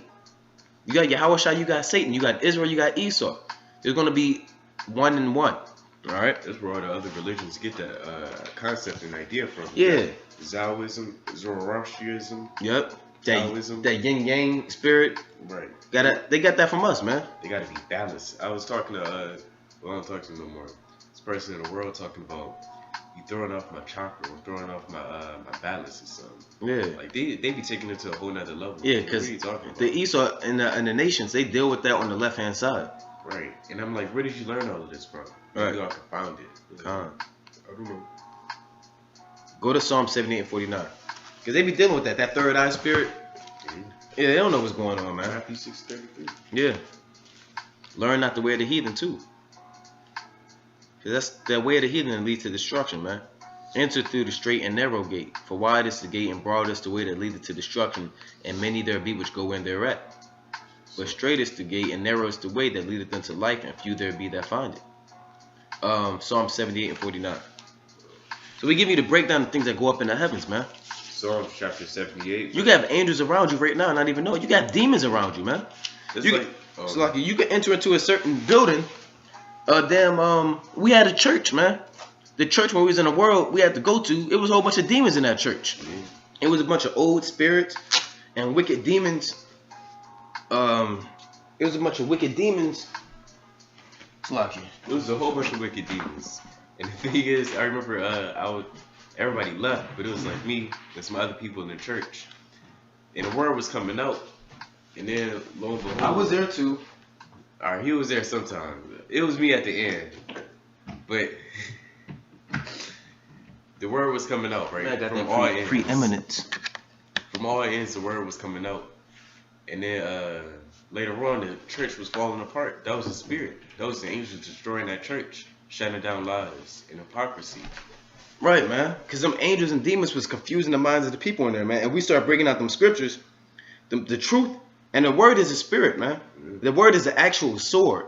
And the sword is the instrument of war. And you could break down, weak buildings. You got like a hay building or something like that. You can take a sword and chop it up, man. And the whole hay building will fall apart, man. And, and that's what we did. Through the spirit and power of the Most High, we was up there bringing out the truth. And that building started falling apart. Now, that building was lasting hundreds of years, man. Yeah. And during rainstorms and, Detroit and the Midwest, they known for earthquakes and stuff like that, man. I mean, tornadoes. and big hailstorms, and and buildings be destroyed all the time. And that building withstood everything except the truth, and then it started falling apart. You about to say something? I was just about to say it's another building across the street. It's been standing, but it's still destroyed. But yet that church, by the weather and all the conditions, it wasn't. Right. So where got brought out. And people go into actual people do exorcisms, and exorcism is a real thing. People watch movies like Omen or Damien and different things like that, and they'll see the woman crawling on the ceiling, her head turning around. Although that's a lot of theatrics, people really have demons in them. All right, and them demons cause you to err in your ways and be wicked. All right, and do abnormal things. Like there's legion. I'm gonna show you about legion in the scriptures. So there's demons around, and when you want to perform an exorcism, certain demons, it tell you in Mark the 9th chapter that you can't get demons out of certain places and out of your own spirit and other spirits unless you fast and pray to enhance enhance and magnify your spirit. What you got? Psalm 78, verse 48. 49. He cast upon them the fierceness of his anger, wrath and indignation, and trouble by sending evil angels among them. By doing what? By sending evil angels among them. By sending evil angels among them. So the Lord sent evil angels amongst Israel. He made a way. Yeah, he made a way to his anger. He spared not their souls from death, but gave their life over to the pestilence. Right. So the Most High, he does that, man. He can send evil angels among you. You have righteous angels and you got evil angels. The Lord can do things like that because he wants to. All right. Now go to Psalms chapter 1 Samuel 16 and 5. Salakia. 1 Samuel chapter 16 and 5. 1 Samuel chapter 16 verse 5. And he said peaceably, I am come to sacrifice. 1 Samuel 16 and 5. 16 and 15. 1 Samuel chapter 16 verse 15. And Saul's servant said unto him, Behold now, an evil spirit from God. Evil spirit from Satan. From God. Go on. Troubleth thee. Let our Lord now command thy servants, which are before thee, to seek out a man who is a cunning player on an harp. And it shall come to pass, when the evil spirit from God is upon thee, that he shall play with his hand, and thou shalt be well. Right. So even the servants of the Lord, they were servants of Saul, they were spiritual enough. They said, damn, an evil spirit from God troubles you, man. The Lord sent the evil spirit down from the heavens to trouble Saul, to get Saul to try to kill David and have his mind be all corrupted and all of that, man. Because Saul was losing his mind. And, you know, people get depressed. People start getting, that's a demon on you, depression, man. Because you're not in your right spirit. And people tell you, they say, oh, you're not in the right spirits. Get your spirits up. Jacob say that in the world. Because that depression is a demon on you, man. Cause you to be lethargic and then be depressed. And some people commit suicide like that, man. You know, some people want to hang themselves, and you have emo people that will cut themselves and they don't want to work or even eat. Some people don't even want to eat, man. They be so depressed. They be crying all the time. You got a demon on you. And what's crazy is people be purchasing them demons at the store where it says spirits, drinks, and foods. Right. You keep going back and going back. You wanting a spirit on you. Yeah, it's like hey, just give me a spirit. You're drinking all of that wine. Yeah, you're being a drunkard. Right. Now you got a spirit on you. Now you're feeling depressed. Yeah, they call that beer, wine, liquor, and spirits. Because you can go buy spirits to enter inside of you and molest you. And that's what you're doing. You want spirits to molest you. Right. They feeling all in your spirit. Yeah, groping you and all of that. And you like it. And they manipulating your mind to do different things that's abnormal. Right. And, you know, Jake, like I was saying, that depression, having damn schizophrenia, that's a demon on you.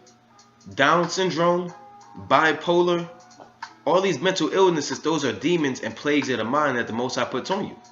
And then Jake talking about, I need to go get some Esau show commercials to clear your depression. Something Zydol or Zorafan. You know, since these weird names to help clear depression.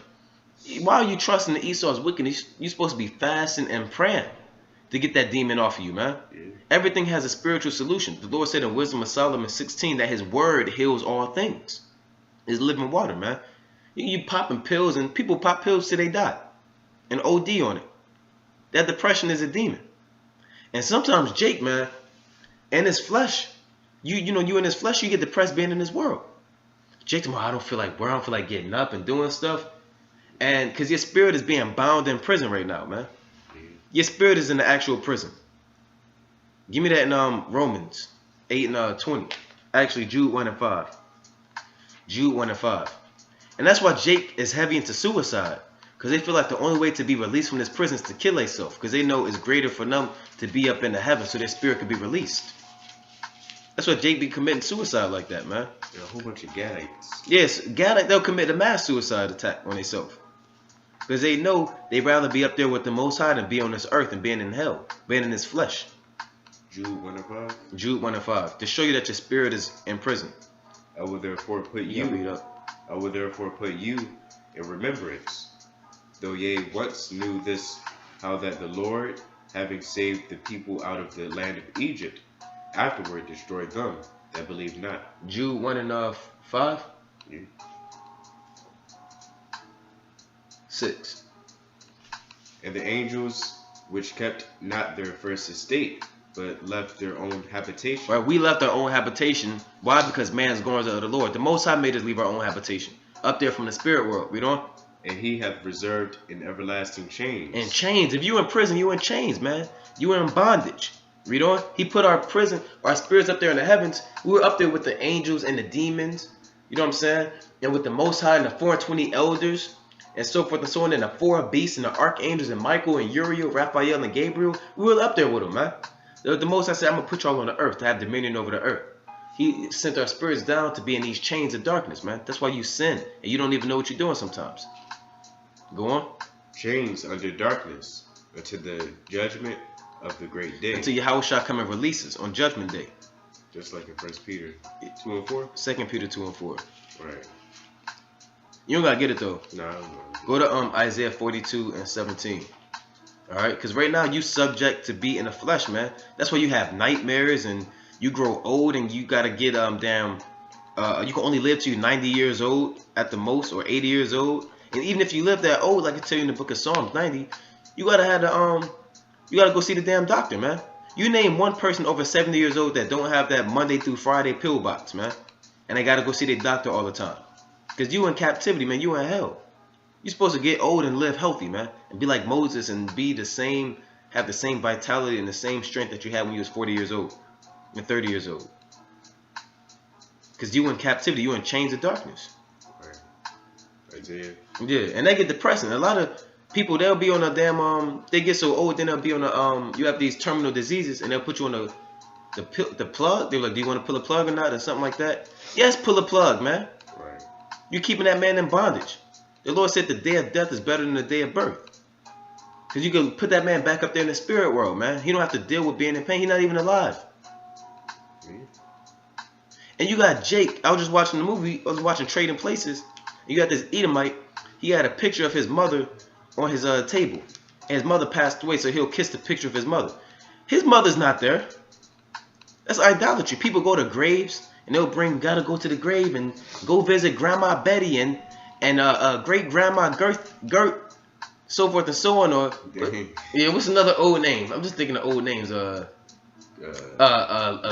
Muriel and Leroy and Willie B, great grandfather Willie B.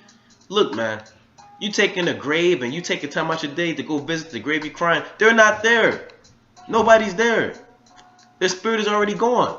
In fact, it's back on the earth. Yes, you better go look for her back on the earth. Go to Ecclesiastes 7 and 1 real quick. I mean Sirach 41 and 1. Alright, Sirach chapter 41 and 1. Alright, so we're telling you about things that go up in the heavens, man. Sirach chapter 41 verse 1. Death, O death, how bitter is the remembrance of thee. Right. To a man that liveth at rest in his possessions. Right, meaning the man that's living prosperously, a man that's living good, he don't want to think about death. He want to keep living his life. Go on. Unto the man that hath nothing to vex him, and hath prosperity in all things, yea, unto him that is yet able to receive meat. Go on. O death, acceptable in thy sentence unto the needy, and unto him whose strength faileth. Right, the Lord said that death is good to a man whose strength faileth. Because when you a vegetable, man, you probably want to die, man. You want to plug, you can't breathe, you can't speak. You want death to come into you, man. Go on. Because a lot of jakes, even Paul said he don't want to be on this earth. He want to be up there in the spirit world. Here in Babylon and here on the earth, you talk to fear of death. Oh, something. You only talk to fear of death because you know that you're wicked. You know you might get judged. Or you don't know what's going to happen to you. We know what's going to happen to us. We're going to be back on the earth again. We're coming right back. And you're going to have the same lot that you always had. If you was a prophet, you're going to come back as a prophet. If you was a wicked man, you're going to come back as a wicked man. You don't fear death because you know you're coming right back. You're just going on a temporary vacation. Go on. And unto him whose strength faileth. Right? Death is acceptable to a man whose strength faileth. Read on. That is now in the last age, and is vexed with all things. Right, a man that's damn vexed with all things, man. He can't pay his bills. A man that's a damn paraplegic. His whole family died. You know what I'm saying? He don't have no legs, no arms. He got cancer. He got AIDS. What is that man gonna do, man? You know what I'm saying? He don't have no inheritance. He out there living in the streets. And he got a damn STD. And people up there kicking on him. That man want to die. Let that man go, man. Let him go up in the spirit world and come back so he can try to get something different, man. May the Most High have mercy on him, come back on the earth. And have a different lifestyle. Go on. And to him that despaired and hath lost patience. All right, let's sit on that. Now go to the book of I had some more precepts, a few more. Go to the book of Proverbs 17 and 11. All right, Proverbs 17 and 11. Oh, actually, no, we're talking about your soul being in bondage. Well, we read that already. Go to Romans 8 and 20. Let me get that one. Romans chapter 8 and 20. All right, so everything is spiritual on the earth, man. All right, that's why I'm gonna show you in the scriptures. I said that our spirits were up there in the heavens. I'm gonna show you that in the scriptures. After I read this, Romans 8 and 20. Romans chapter 8, verse 20. Go on. For the creature was made subject to vanity, not willingly, but by reason of him who hath subjected the same in hope. So we're the creature. A creature is something that's created. We were created. We were made subject to vanity. We were made to be vain. We were made to go off. We were made to be wicked. You understand? Not willingly. It wasn't up to us. The Most High made us be in these bodies. But he made us just to be in these bodies, just to hope in him and to look unto him to be the Savior. That's what it's saying. Go on. I'm sorry. Read 21. Next verse. Because the creature itself also shall be delivered from the bondage of corruption into the glorious liberty of the children of God. Right. So he said the creature that's in bondage, in prison, man. We're against our will. Give me Romans 7 and 21. Like Paul couldn't do right, man. He tried to, but he couldn't because he was locked up in prison. Romans chapter 7, verse 21. I find then a law. Is that it? Let me see if that's what I want. Yeah. Let me see real quick. 7 and 17. Romans chapter 7 and 17. Right.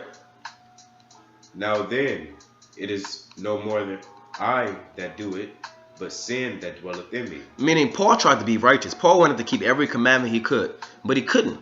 So when he sinned, they said it's not me that's doing it. It's the sin that dwelleth in me. Meaning I'm in this fleshly body. I'm in this carnal nature. I don't have my spiritual body yet, so I'm going to go off. Go on. For I know that in me, that is in my flesh, dwelleth no good thing. And your flesh dwelleth no good thing, man. You sin, you think wicked thoughts, you have lust, evil concupiscence, the lust of the flesh. You want to do different things contrary to the commandments sometimes. Why? Because you're in the flesh, man. It's not up to you. The Most High made you like this. Go on. For to will is present with me. Right, I want to do what's right. It's within me to do good. But how to perform that which is good, I find not. I can't do it because I'm in the flesh. For the good that I would do. Right, for the good that I do. You know, I try to keep the Passover. I'll, keep the Feast of Tabernacles. I'll love my brother as I love myself. To do will, I do it. I would do not. But the evil which I would not, that I do. Right, the evil that I don't want to do, man, I keep doing it. I keep falling short. I keep slipping up. Go on. That's what he's telling you. And Paul, the righteous man, he being honest. Now if I do that I would not, it is no more I that do it. Right? He said, if I sin and I mess up, it's not me that's doing it. Don't put it on me. It's my flesh. It's the way the Most High made me.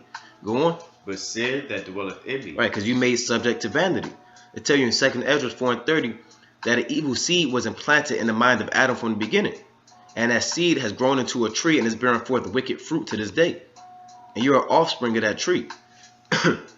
I find then a law, that when I would do good, evil is present with me. For I delight in the law of God, after the inward man. Right, I want to keep the commandments. You know, I like the Passover, the Lamb, you know, the Feast of Tabernacles, and serving the Most High. I delight in the law after the inward man. I want to keep the commandments. But I see another law in my chambers, And my members. warring against the law of my mind, and bringing me into captivity to the law of sin, which is in my members. He said, I want to do what's right, but I see something else going on. Every time I try to do right, every time I try to keep the commandments and strive for perfection, there's something holding me back. There's something that's holding me from perfection. And that's the war going on between him being right in his mind and his flesh holding him back to cause him to sin. Go on. O wretched man that I am. He said, I'm a wretched man. Oh, I can't be right. Why can't I be perfect? Oh, wretched man that I am. Who shall deliver me from the body of this death? Who's going to deliver me and break me out of prison? From this prison. Go on. I thank God through Jesus, through Yahweh Mashiach, our Lord. He said, even through all that, you know, I thank Yahweh Bashim Yahushai. So then, with the mind, I myself serve the law of God. I'm going to keep keeping these commandments, man. But with the flesh, the law of sin. I might mess up. But I'm going to try. That's what he's saying. Now, he's having a war in his members, man, because the Most High, he's a man of war, but he's a man of war on a spiritual level too, between your flesh and your spirit. And your spirit is fighting every day to beat your flesh. Some days you lose. You know, in great wars, man, some days you lose battles. Sometimes you take a huge L in the battle. That don't mean you're going to lose the war. The Lord said in 2nd Ezra, the 7th chapter, that this is a condition upon this is the condition of the battle that man that is born upon the earth shall fight. So the Most High put you in a war when you're on the earth, man, to fight against your spirit from the heavens is fighting against the flesh. And you have to win that war. You have to endure to the end. All right, that's what repentance, praying, and fasting comes into play. Now go to the book of Mark, actually go to Mark 3 and 10, because I said that those ain't. Actually go to 2 Corinthians 5:1. It's so many precepts. 2 Corinthians 5:1. All right, so Paul wanted to do what's right, man, just like we want to do what's right. 2 Corinthians 5:1. 2 Corinthians chapter 5 verse 1. All right, Paul speaking again. For we know that if our earthly house of this tabernacles were desolate, dissolved, we have a building of God, an house not made with hand, eternal in the heavens. Read it again. For we know that if our earthly house of this tabernacle were dissolved, if our body died, if our body was corrupted and went into the grave, what happens? We have a building of God, an house not made with hand, eternal in the heavens. Right, so your spirit is just in the house. You know, your body's a house. All right? And your spirit is in the house. And your spirit is just a temporary resident in the house.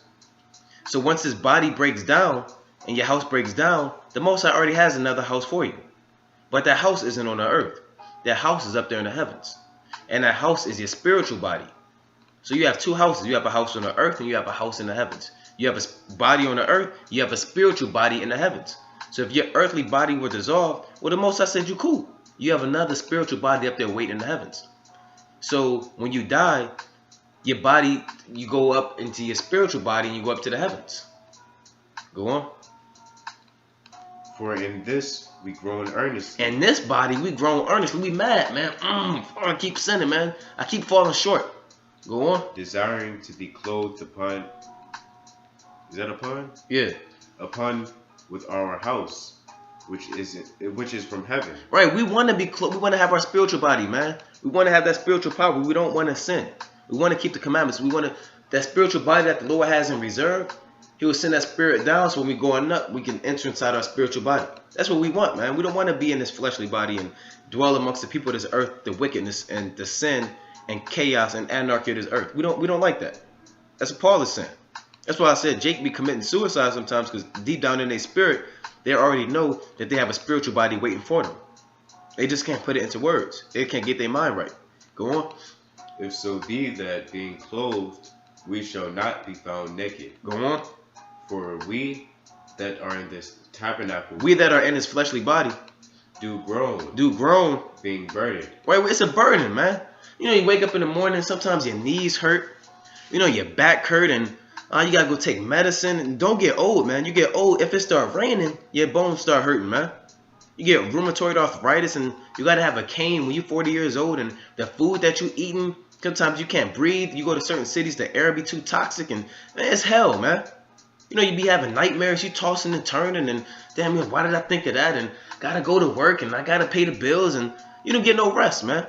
You want to be up there in the spiritual world where the angels are at ease, man. We groan earnestly. It's a burden. Go on. Not for that we would be unclothed. Right, not that we should just be unclothed, be ass out.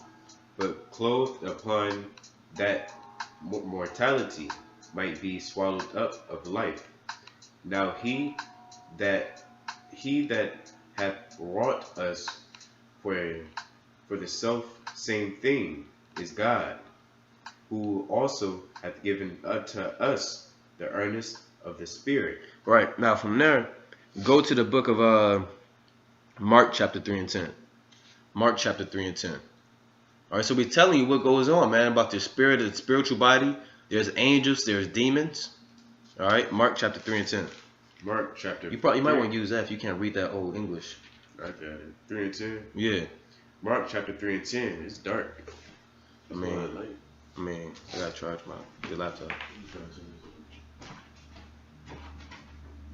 Right, man. So we're going into how the things happen on the earth, man, and why there's spiritual things that take place. How there's demons that dwell among you. You know how there's angels around you. There could be angels in this room right now. It could be a death angel in this room right now. You don't know what's going on. You got to deal with it. 3 and 10. Yeah. For he had healed many, insomuch that they pressed upon him for to touch him, as many as had plagues and unclean spirits, when they saw him, fell down before him. Right, so the unclean spirits, they fell before Yahushua. There were demons from the heavens that the Lord sent to dwell amongst the people of the earth. They entered into these Israelites, and these demons, when they saw Yahushua, they bowed down at Yahushua and said what? Saying, thou art the Son of God. They said what? Saying, thou art the Son of God. Right? He straightly charged them that they should not make him known. Right. So he said, these demons came in and said, oh, that's Yahushua. Because up there in the heavens, Yahushua made the angels. He made the demons. He made everything. And they said, oh, that's the Son of the Most High. So they bowed down before him, because the demons know that there's an order. They know that Yahushua, he's the top angel. They know that. They know that Michael's right under him. They know the rest of the archangels. They know the Father rules all things. So when they're up there in the heavens, Yahushua, he sees them. They interact amongst each other. And they know that there's an order. You know? Just like I was breaking down yesterday, it's like you had there's angels on the right-hand side and demons on the left-hand side. You know, you had a school dance in middle school, and nobody wants to dance. They just want to sit there and look at each other. You have the dudes on the right-hand side leaning on the wall, trying to look cool on their phone, and so forth and so on. You had the girls on the left-hand side talking about, oh, they're Tony, and that's Jamal, and they're Leroy, and all of that. And then they may not even interact with each other on that night, but they see each other. Now, let's say they run into each other at the mall. You understand? Leroy going to be like, oh, that's Samantha. You understand? Or Samantha going to be like, oh, that's Tony. Because they seen each other at another place, man. And they know each other. So that's how the angels and the demons interact. They see each other in another place in the heavens. So when they come on the earth, they know each other. All right? And they bow down before Yahushua. And Yahushua said, don't let nobody know that I'm the Son of the Most High. Because it's not time for everybody to know that. Now, go to the book of Mark 5 and 1 through 13. All right, Mark chapter 5 and 1. Mark chapter 5, verse 1. And they came over into the other side of the sea, into the country of the Gadarenes. And when he was come out of the ship, immediately there met him out of the tombs a man with an unclean spirit. They met him a man. This man was in the tombs. That's how you know this is a demon. What normal person wants to just hang amongst the tombs? Yeah, it's weird. Just going amongst the grave. This is a demon, man. He wants to be around that corruptible body. You know, he wants to be amongst evil and wickedness. He wants to be amongst the spirits ascending up into the heavens. So this is a demon. Go on. Who had his dwelling among the tombs, and no man could bind him. Right, he had a dwelling amongst the tombs. He liked to live amongst the different tombs. And they tried to lock him up and bound him up, but he was too strong. Them demons excel in strength. You know, a demon hits you, you might fly across the room. You ever watch some movies like Exorcism? Them demons, they attack you, and then the priest will fall back into the door. And they be having that super strength. So you can't bound this man. They got that from the scriptures. Go on. No, not with chains. You can't bind him with chains. Because that he had been often bound with fetters and chains. Right, they tried to do it. Go on. And the chains had been plucked asunder by him, and the fetters broken in pieces. Right, like toothpicks, like it's nothing. Neither could any man tame him, and always. Right, they tried to tame him and speak to him, and that's what it means, tame him. Tried to reason with him, and talk to him, and say, hey man, just chill out. He wasn't having it. He was so infested with demons, he couldn't even hear nobody. Go on. And always night and day. Always night and day. You're a wicked dude. Just out there at nighttime, daytime. This is a demon, right? He was in the mountains and in the tombs, crying and cutting himself with stones. Yeah, man. Let's tell him he was up there crying, probably howling at the moon, and like it's something off a movie, man. Cutting himself with big stones. Go on. But when he saw Yahushua afar off, he came and worshipped him. Because he knows that's the Lord. No mortal man was dealing with it. He said, oh, that's Yahushua.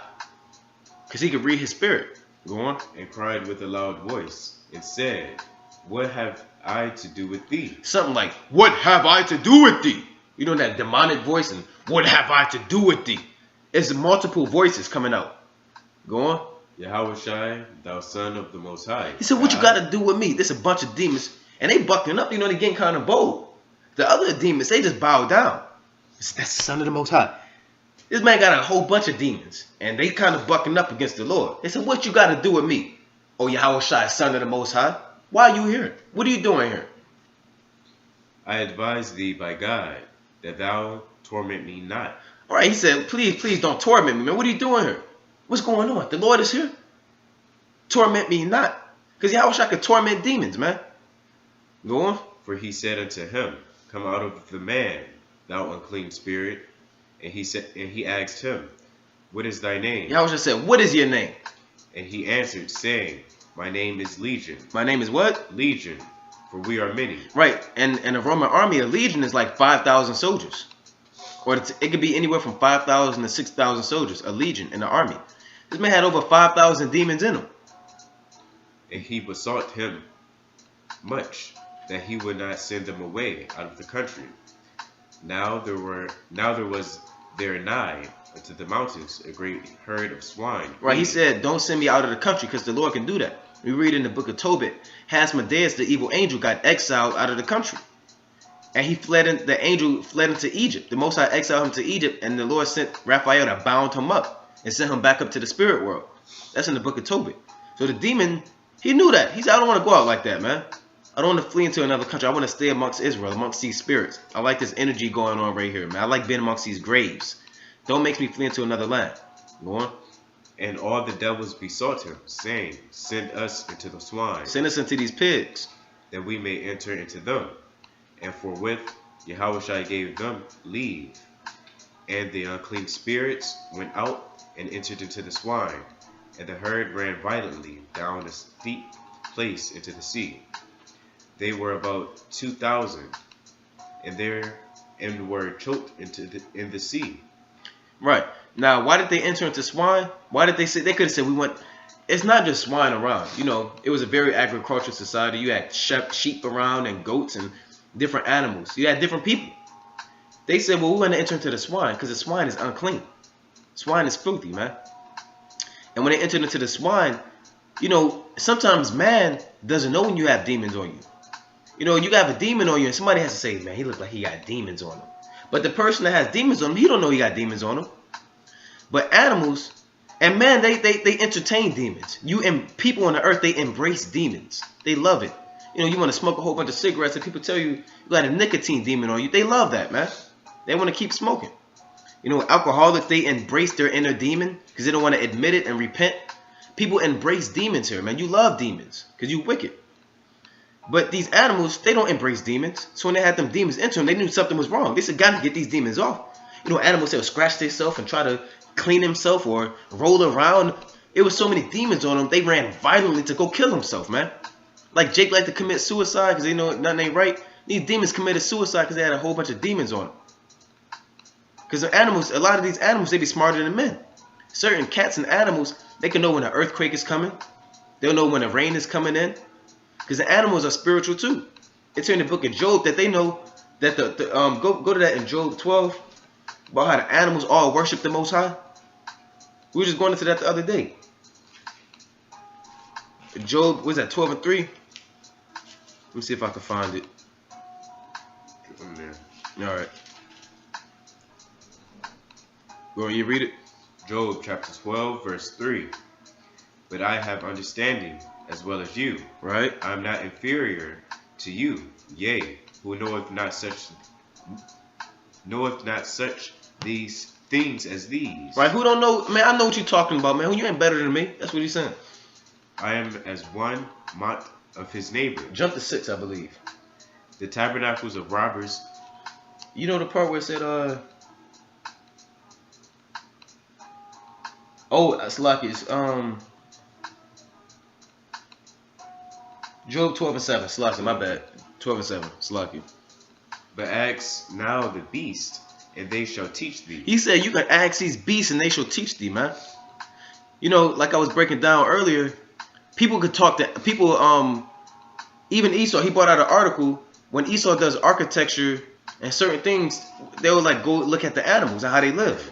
Like if they want to make a nice underground bunker in the base, how to get support, they'll look at the life of a mole or the life of animals that live underground, and they'll observe the animal, and that's basically them learning from that animal. They're asking that animal how does he do the things that he does? How is he able to survive underground? And they'll learn from his animal, and they'll apply that to their lives. It's a Moabite or Ammonite. It's a Moabite or Ammonite in Japan or China, and he was observing this bird with binoculars. He's a CEO engineer. He's watching them. You know, watching the birds go to and fro. Just watching them. He's a bird watcher. But he also had to invent a faster train. Because the train that they made, it had like a flat, like in the beginning of the train, it had like a flat, it was just flat. So it made a whole bunch of noise going through the tunnels. And all the architects and engineers like, what do we do? How do we fix this? So what he was doing, he was watching the birds going to and fro real fast, not making a sound. So he took the birds, the anatomy of a bird, and applied it to a train. He made like a sharp beak on the train, so it was going through the tunnels, not making a sound. Everyone's like, did the train come or not? Because he's learning from the animals. Right, he's asking the beasts of the earth. It's like that with another animal. They used the owl, the shape of the owl wing, and applied it to some engineering thing. It's a video. And they'll have those flying suits. You ever see them flying suits? They'll jump off of the top of a mountain and they'll glide. Oh, right. Yeah. That's from the animals. Yeah, they learned that from certain animals, man. They'll study. It's called aerodynamics. Right. They'll study how air manipulates your body and things like that. All right, and wind speed and wind pressure and things like that. They'll learn how is the hummingbird able to do his wings like that, and they'll take notes and they'll apply that. Job is telling you, they know that. Jake don't know that. Esau knows these things. There's no secret that they can hide from thee. But Jake don't know how to ask the beasts of the field and learn from nature. They too busy smoking a blunt, playing 2K all day, being carnal and natural men. Like people, they'll say the early bird catches the worm. Right? Hold what you got. Go to Proverbs 6 and 6. They'll say the early bird catches the worm. How did they know the early bird caught the worm? Somebody was actually outside, and observing, man. And they knew that the earlier you got, the greater opportunity to get your reward, man. And they said, well, they have seen a bird. They saw a bird getting the worm. Then they probably saw another bird try to look for the same worm, but they couldn't get it. Right. And they applied it to real life. Or they'll say, what is it? 2 birds and 1 stone. Somebody was out there killing 2 birds with 1 stone, man. They said, well, damn, the same way I did this, I can do the dishes and sweep the floor at the same time. You know, I can listen to music and read. I can kill 2 birds with 1 stone. And they apply it to their real life because they're asking the beast of the earth. What you got?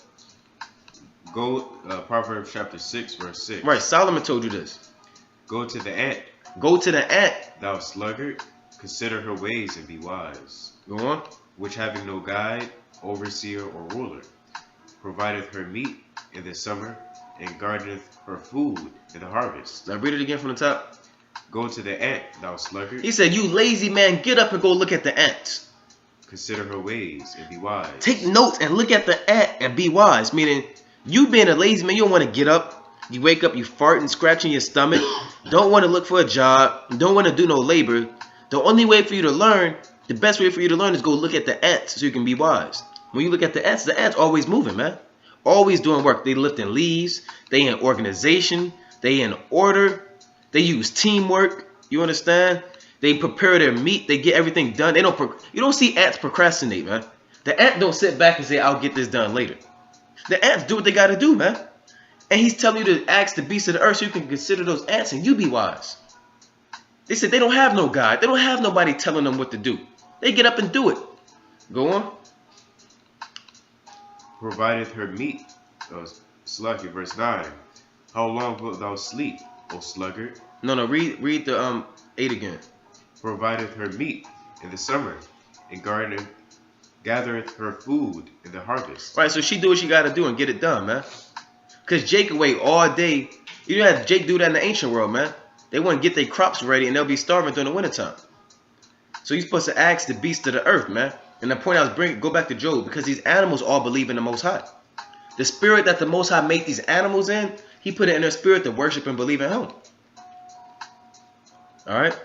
The animals know when food comes from the Most High. And I'm going to show you that. Read that. Read on. Yeah, finish reading that. And Job, where you left off. 7. 12 and 7 again. Job chapter 12, verse 7. Right? But ask now the beast, and they shall teach thee, and the fowls of the air, and they shall tell thee, or speak to the earth, and it shall teach thee. You can actually speak to the earth and it shall teach you things, man. You can look at, Gad was doing. All right, Gad, they'll talk to the earth, and they was real spiritual, man. You can look at geysers come up out of the earth and take notes and be like, well, such and such, and this could happen if I do this, that, and the third. And you know, you speak to the earth, man. You sit there and meditate. Go on, and the earth teaches you things, man. And the fishes of the sea. It's called being a naturalist. Go on. And the fishes of the sea shall declare unto thee. That what? Who knoweth not in all these? Right. That the hand of the Lord hath wrought this. Right. Even the animals, they know that the Most High made everything. They said the hand of the Lord made all of this. All right. And the man wants to be an atheist, and even the animals believe in the Most High. I tell you that. Go to Psalms 104 and 21. Psalms chapter 104 and 21. All right. So we breaking down what goes up in the spirit. The Lord had these spirits of these different beasts to even worship the Most High. Psalms chapter 104 and 21. Psalm chapter 104. Start at 20. 104 and 20. 104 and 20. Come. To hear the groaning of the priest. Right. Oh, Slaki. To hear the groaning of the prisoner.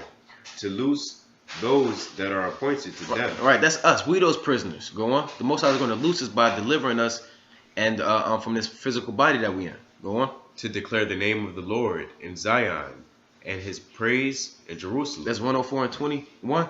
Yeah. I mean, all right, go to 21. It was in 102. Read 104 and 21. Psalm chapter 104, verse 21. The 20. Thou makest darkness, and it is night, wherein all the beasts of the forest do creep forth. Right, so the Most High deals with order. There are certain animals that can't even go out at night. I mean, that can't go out at nighttime. Right? But then you have animals that are nocturnal. They only go out at night, like owls and lizards and different things like that. They only go out when it's nighttime because there's a balance. You have to have animals in the night and animals at the day. Go on. The young lions roar after their prey. The young lions roar after their prey. And seek their meat from God. They seek their meat from who? From God. So they know they getting their meat from the Most High, man. They seek their meat from God. They know that the Lord gives them food and stuff, man. Now go back to Mark, because I was talking about the swine. We went into that because the swine, they knew that there was a different demon on them, so they ran violently off the cliff to kill themselves. Now go to Acts 19 and 13. All right, Acts chapter 19 and 13. All right, and when the animals die, their spirit that the Lord made, they go up in the heavens, but they don't get judged because they don't have laws and order. They just come right back into another flesh. Acts chapter 19, verse 13. And that's in Ecclesiastes, the 3rd chapter. Then certain of the vagabond Jews exorcists took upon them to call over them, which had evil spirits, the name of the Lord Yahushua, saying, We adjure you by Yahushua, whom Paul preacheth. And there were 7 sons of one Cepha, a Jew, and chief of the priests. Right, so this man has 7 sons, and these 7 sons were vagabonds. And they saw how Paul was dealing with demons, man, and casting out demons and performing exorcism. They said, well, we're going to try to do the same thing. So when the demons came up, they say, well, what name was Paul using? Was Paul using the name of Zeus? Was he using Artemis, Athena, Apollo? They found out that Paul was using the name Yahushua. So they said the same name that Paul is using, we adjure you by the name of Yahushua, who Paul preacheth, come out of him. That's what they was doing. But they wasn't chosen to be prophets. Or they wasn't like Paul, man. They didn't have that spiritual power. They were just wannabes. Go on. And the evil spirit answered and said, Yahushua, I know. This demon said, I know Yahushua. And Paul, I know. And that demon said, I even know Paul's spirit. Because when Paul's spirit was up there in the heavens, the demons knew Paul's spirit. They were interacting with each other. All right? So when them spirits came on the earth, they all know each other, like a family reunion. They said, Yahushua I know, and Paul I know. But who are ye? Who the hell do y'all think y'all are, man? Y'all wasn't one of those spirits that have control over me. You in the wrong scene, bro. You know, you step into the wrong scene in the movie, they be like, yo, what are you doing, man? It's not your scene. It's not your turn. That's what's going on. And the man in whom the evil spirit was leaped on them. Right, he leaped on them. He said, y'all ain't doing shit. He leaped on them. And overcame them. And prevailed against them. And beat them down. So that they fled out of that house naked and wounded. And beat them down so bad he stripped them from their clothes. That's a beat down, man. Yeah. You get beat down so bad your clothes stripped off. That's a thrashing. They was probably busted up. Probably had an arm broken, right. Nose busted and all of that, man. That's a bad beat down.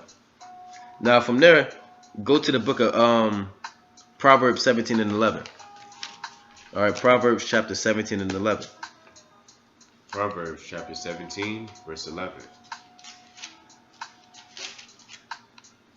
An evil man seeketh only rebellion, therefore a cruel messenger shall be sent against him. Right, so an evil man constantly wants to buck up against the truth. Every time you break it down to him, he scoffs and he's rebellious. So what's going to happen to him? A cruel messenger, which is another word for death angel. Right. A death angel is going to be sent unto him, because the Lord has death angels. Go to Psalms 35 and 4. So you have guardian angels, you got death angels, right? I got these precepts. What did I say? Psalms 35 and 4. Psalms chapter 35, verse 4. Go on. Here we go. Let them be confounded and put to shame that seek after my soul. That's what David said, talking about Saul and the people that was coming against him. Let them be confounded and put to shame that seek my soul. Let them be turned back and brought to confusion. Right. That devise my hurt. Huh? Let them be as chaff before the wind, and let the angel of the Lord chase them. All right, let the angel of the Lord chase them, and send a death angel against them. Not chase them and play tag with them. Hunt them down and put them to death. Go on. Let their way be dark and slippery, and let the angel of the Lord persecute them. That's a death angel. David was summoning death angels on people, man. From there, go to the book of Psalms chapter 34 and 7. Psalms chapter 34, verse 7. Oh, you already had it? Oh, well, that's the same page. Okay. The angel of the Lord encampeth round about them that fear him, and delivereth them. So there's angels. And camp means when you set up an army and you're in a military campaign, you got to set up camp. You encamp it around the space. So the angels are like in the military formation around the men that fear the Lord and deliver them. Those are what they call guardian angels. All right. The angel of the Lord encamped around about them that fear him, meaning the people that keep the commandments and have the faith and believe in his truth. There's guardian angels around. All right, so you wondering why? Oh, I slipped, and you were supposed to break your neck, really? You know, you fell down the steps. Your neck's supposed to be. Any ordinary man, his neck got broken, falling down the steps. But you, ain't nothing happened to you. You driving, and you know somebody cut you off, and you supposed to fall off the bridge, but you do some weird turn, a damn 360 all the way down to the way you make it, and you survive. And people take it for granted. Yeah, people take that for granted, man. A miracle. Right. Oh, that was a miracle, right? Oh man, the Lord works in mysterious ways. You don't know what's going on, man. Or they'll say, oh, science says because wind pressure calculated with the barometer, the speed allowed me to survive. Right. Yeah, they give credit to science, man. Or, you know, you drown and then there's no way out and then somehow you just survive. People actually died before on the hospital bed. They'll die for like 5 minutes and they'll come back to life. Science says. Yeah, science says because the cardiac pressure of the electronegativity, they don't know what's going on, man. 4 atoms and then you gain the proton. Yeah, they don't know what's going on. That's the Lord healing them, man. That's the angel of the Lord delivering you from death. Now, go to the book of 2 Chronicles 16 and 9. So I'm gonna throw my phone and try to do a quick slide. So, yeah, that's what a lot of Jake do. Give all their credit to science instead of the Most High, and it's real wicked. Cause I remember talking to somebody who was an atheist, and they were just giving so much credit. I'm like, you really think this happens? So you don't believe in miracles? And he kind of got confounded on that. He was like, well, I said, how do you explain science with miracles? You can't do the same, because Most High does everything. You can be simple and be like, and try to find out a scientific explanation for everything, but you're gonna look like a dummy at the end, because not everything is science. There's spiritual. Everything is spiritual, literally. It's the spiritual world like we was talking about. I'm gonna throw mine first. Huh. And I'll read that. 2 Chronicles chapter 16 and 9. It says, everything is spiritual, man. The spiritual man discerneth all things. Here you talk to think logically, and that's how Jake ended up in 99% of his problems, by thinking like the so-called white man. You're supposed to think like the prophets and the apostles, and think as a spiritual man, with faith and fear of the Lord. You agree? 2 Chronicles 16 and 9. 2 Chronicles chapter 16 verse 9. Talking about the angels. For the eyes of the Lord run to and fro, therefore, throughout the whole earth, to shew himself strong in the behalf of them whose heart is perfect toward him. Read that again from the top.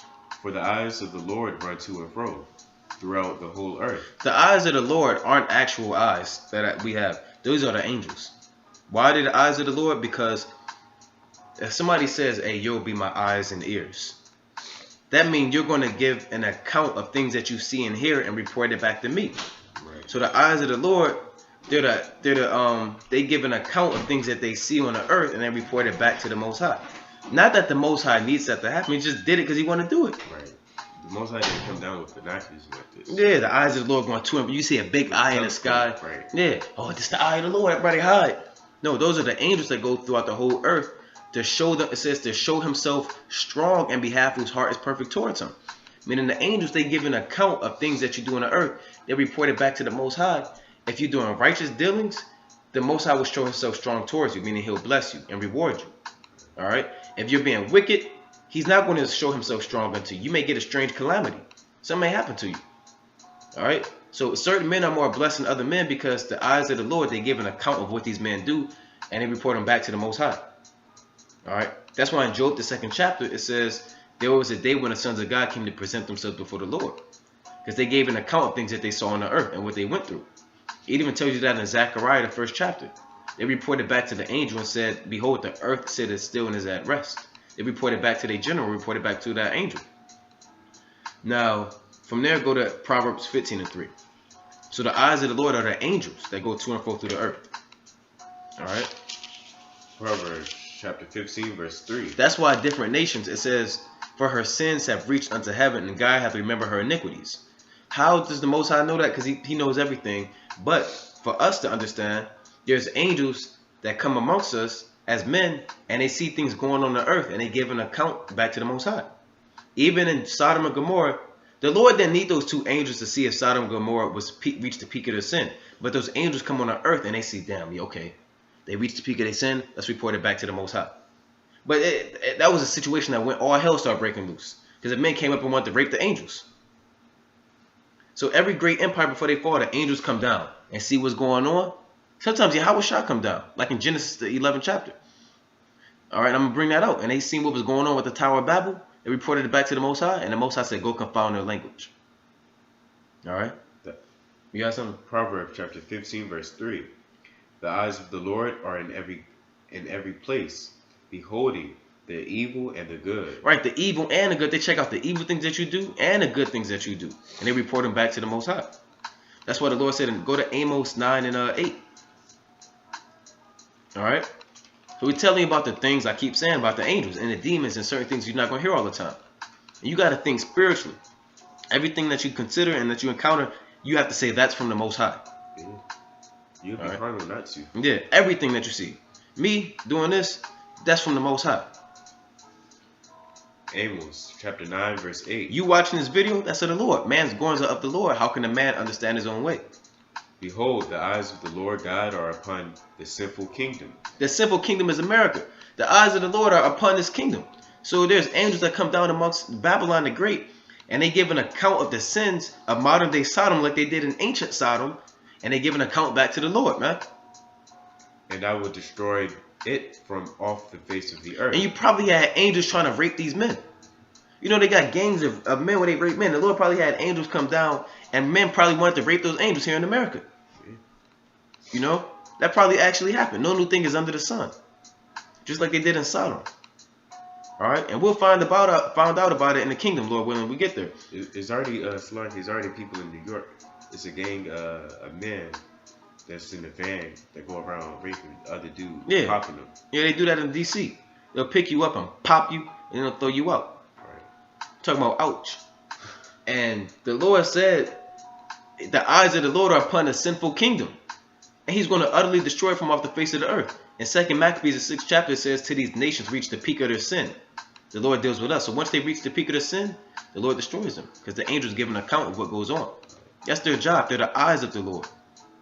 All right. It's a messed up judgment. Yeah. And they turn every way to and fro so they can see all things. The angels don't have to turn around and say, "What was that?" Right. They do everything, man. Over their shoulder. Yeah. So the angels have 4 faces, meaning they can see in every direction. Ezekiel. Right. I'm gonna bring that up. Now go to Genesis 11 and 5 to show you about another account about the angels of the Lord going to and fro throughout the earth. You know, the angels perform many things, man. Genesis 11 and 5. Right.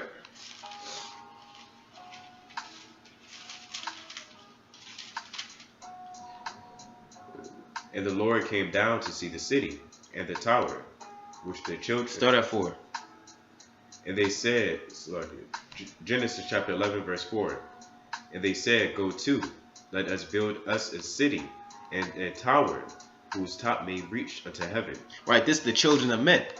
All right. And wicked sons of God, they said, "We want to build us a tower that reaches to heaven, the Tower of Babel. And let us make us a name, lest we be scattered abroad upon the face of the earth." They wanted a monument to represent mankind on the earth. Go on. And the Lord came down to see the city and the tower. The Lord did what? And the Lord came down to see the city and the tower. How did the Lord come down? The Most High don't leave His throne. When it says the Lord came down to see the city and the tower, that's Yahweh Shah and the angels that came down. It's going to tell you. All right, Yahweh Shah and the angels came down to see what was going on at the Tower of Babel. I'd be trying to picture this. Like, what the fuck is going on? What is this, man? Yeah. It's different from sitting in the heavens and getting a first-person view and looking at it. You're like, oh my God, they really doing this. Yeah, I would have boo-booed myself. Yeah. They probably got beamed down, looked up and said, you know what I'm saying, was walking around asking questions and, you know, going on a survey. Go on. Sir, 11. Yeah. We're not handing out flyers like a survey, but right. I know what you mean. Surveying the land and asking questions. Not that they needed to, but, you know. 11 and 5? Yeah. And the Lord came down to see the city and the tower, which the children of men builded. Right. And the Lord said, "Behold, the people is one, and they have all one language." Man, he said, damn, what the hell is going on, man? Go on. And this they began to do, and now nothing will be restrained from them which they have imagined to do. If they do this, they might go crazy and do some other stuff. I ain't no stopping them. They do this, I don't know what's next. Go on. That's what he's saying. Go to. Let us go down. Let who? Let us go Let down. me. Let us. It said the Lord said, let us go down. So this is Yahweh Shai and the angels that came down. Let us go down. Go on. And their confounded Salakia, and their confounded language, and they may not understand one's another's speech. Right, so they probably first came down in their chariots and was looking at it from their chariots. Then they said we're gonna go down. They got beamed down in their chariots. All right, you about to say something? All right. Now from there, go to the book of Tobit 12 and 15. All right, so we telling you what's going on, man. Tobit 12 and 15. Probably gonna go for about 15 more minutes. All right, Tobit chapter 12 and 15. So you got different spirits. You got angels. You got demons. You got the Holy Spirit. All right, we're breaking it all down to you. You got holy angels. You got the 4 archangels, which is Michael, Mayaka Allah, meaning light God. He's the angel right under Yahweh Shai. You have Gabriel, which is Gabar Allah, which means the warrior of the Most High. You have Uriel, a warrior Allah, which means the light of the Most High or the light of God. And you have Raphael, meaning the healer of God. You understand? You said Tobit? Tobit in the Apocrypha. All right. Tobit chapter 12 and what is that, 15? I am one of the 7 holy angels. Tobit 12 and 15. Because you got the holy angels too. And there are 7 holy angels, or a complete perfected amount of angels. There are certain angels that present the prayers of the saints. So when you pray, these angels hear your prayers and they'll take it up to the Most High. If you praying for something vain, nah. It says that the Lord heareth not vanity, neither does he regard it in the book of Job 35. And if you wicked, the angel's not hearing your prayer. If you're thinking about iniquity, the angel's not giving account of your prayer. Right. All right. If you righteous and the Most High have mercy, he's going to hear your prayer.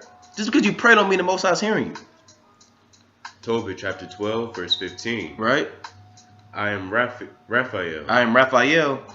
One of the 7 holy angels. One of the select amount of angels. 7 is completion or perfected. One of the 7 holy angels, which present the prayers of the saints, and which go in and out before the glory of the Holy One. Right, they go in and out from the heavens down to the earth, and they present the prayers of the saints.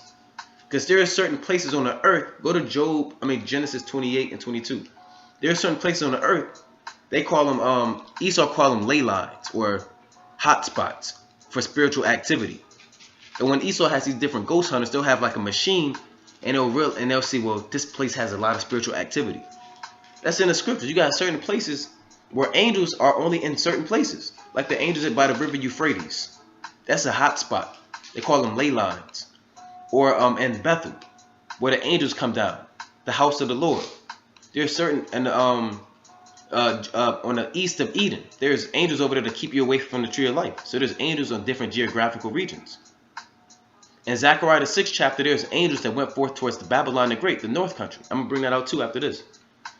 Here's Genesis chapter 28 verse 22. I believe that's it. And this stone which I have set for a pillar. No, that ain't it. Yeah, but read on while I find it. Shall be God's house, and of all that thou shalt give me, I will surely give the 10th unto thee. That was Genesis 28 and 22. Genesis. You should. What's 12? 28 and 12. Yeah. And he dreamed, and behold, a ladder. Yeah, that's it. That's it. And he dreamed, and behold, a ladder. This is Jacob's dream. All right, read it again. And he dreamed, and behold, a ladder set up on the earth. What is it? On the Karth. What? That's what I say. Get you a regular Bible. No, I just can't see. Dream to behold a ladder set up on the earth. On the earth. Read it again from the top. And he dreamed, and behold, a ladder set up on the earth, and the top of it reached to heaven. And behold, the angels of God ascending and descending on it. Right. So this is a spiritual hotspot, man, where the angels come down from the earth. This place is Bethel. Bethel is Bayath Allah, the house of God. All right. By the land of Israel. This is where these angels come down, ascending and descending from the spirit world, going in and out, to and fro. All right. Go on. And I'm gonna start from the top. And he dreamed, and behold, a ladder set up on the earth, and the top of it reached to heaven. And behold, the angels of God descending and descending on it. Right, that's it. Now go to John 1 and 45. So there's different hot spots where the angels come down from, man. Right here's one of those hot spots. Angels are descending, they're entering from this third heaven, and there's a spiritual portal where they come down on the earth and they go right back. Like Tobit says, one of these angels, they go in and out before the Holy One. They come down from the earth, from the spirit world. All right. John chapter 1 verse 45. Philip findeth Nathanael. 41. Try 41. No, 51. Slacky, I said 41. Slacky. John 1 and 51. John chapter 1 verse 51. And he saith unto him, Verily, verily, I say unto you, hereafter ye shall see heaven open, and the angels of God ascending and descending upon the Son of Man. Right. So that's you're gonna see those angels ascending and descending upon the Son of Man, coming down and healing them and performing the works of the Father on Yahushua. Even when Yahushua was praying, there was an angel strengthening him. Because Yahushua has his own angel. When he was praying and sweating blood, the Lord said, I'm going to send the angel down to strengthen you. And Matthew, the 4th chapter, after dealing with Satan, it says that the angels came and ministered unto him. All right? To check up on him. Because he was on the earth as a man. Those probably his special angels. You know what I'm saying? Come down and check up on me, man. After dealing with Satan and fasting for 40 days and 40 nights, the angels ministered unto him. Now go to Tobit chapter 8 and 3. All right, Tobit chapter 8 and 3. Just about done. Tobit chapter 8 and 3. Tobit chapter 8 verse 3. Right. Here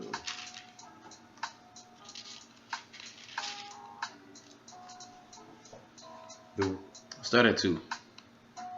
And as he went, he remembered the words of Raphael, and took the ashes of the perfumes, and put the heart and the liver of the fish thereupon, and made a smoke therewith, the which smell when the evil spirit had smelled, he fled into the outmost parts of Egypt, and the angel bound him, and after that they were both shut in together. Right. So what happened was Tobias had an order from Raphael how to get this evil spirit. This was only knowledge from the heavens, to make a concoction up on the right hand side to have this scent from this liver, from this fish liver. When this angel smelled this scent, this spiritual scent, it had caused him to flee. So the angel fled into this demon, fled into Egypt, and he went and bound him up, Raphael. And this demon known as Hasmodeus.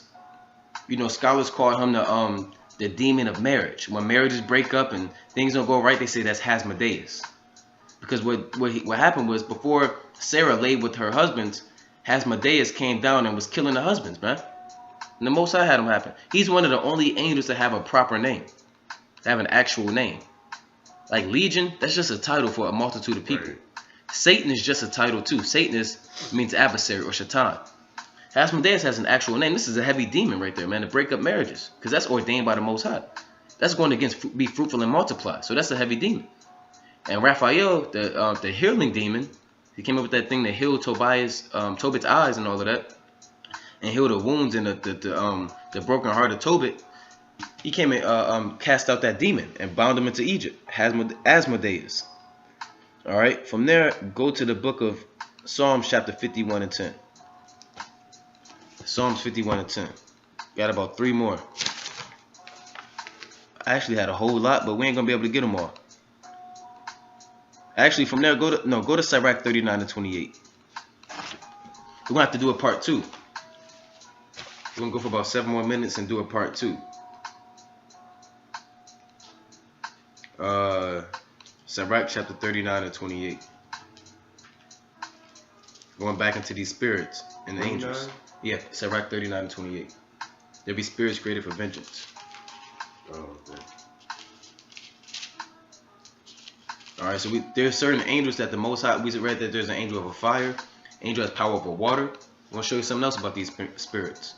Sirach chapter 39 verse 28. There be spirits that are created for vengeance. There are certain angels that the Most High only made just to execute vengeance. Go on. Which in the fury lay on sore strokes. Meaning they beat you down, punish you. In the time of destruction on their power, They pour out their force and appease the wrath of them that made them. Right, meaning they please the Most High when they're sent to do their destruction. Fire and hail and famine and death, all these were created for vengeance. Right. Fire, hell, famine, and death were created for vengeance. The Most High has certain angels to execute his judgment. Go on. Teeth of wild beasts and scorpions, serpents, and the sword, punishing the wicked to destruction. Teeth of wild beasts are when you get bit by a pit bull. You get damn attacked by a crocodile.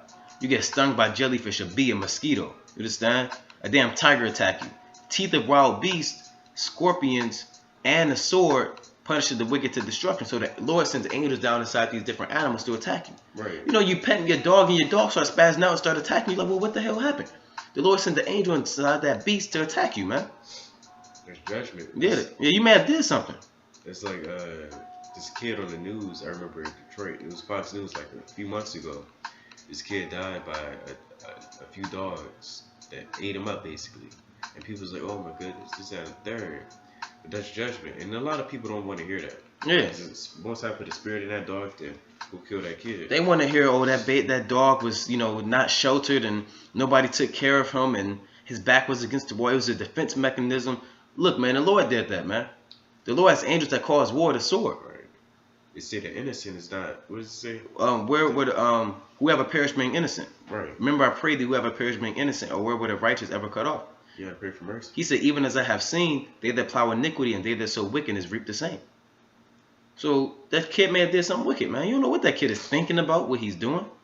You could have been worshiping the devil all day. Yeah. Nobody said nothing about it. They ain't going into his personal life. And on top of that, it says fires are caused by these demons, hailstorms, tornadoes, tsunamis, and hurricanes that kill thousands of people. That the Lord does that. He has angels that come down and manipulate the elements and kill people. He can do things like that. Now go to and the angels all obey the Most High.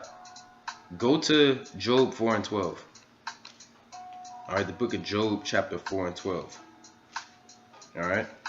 Job chapter 4 verse 12. Huh.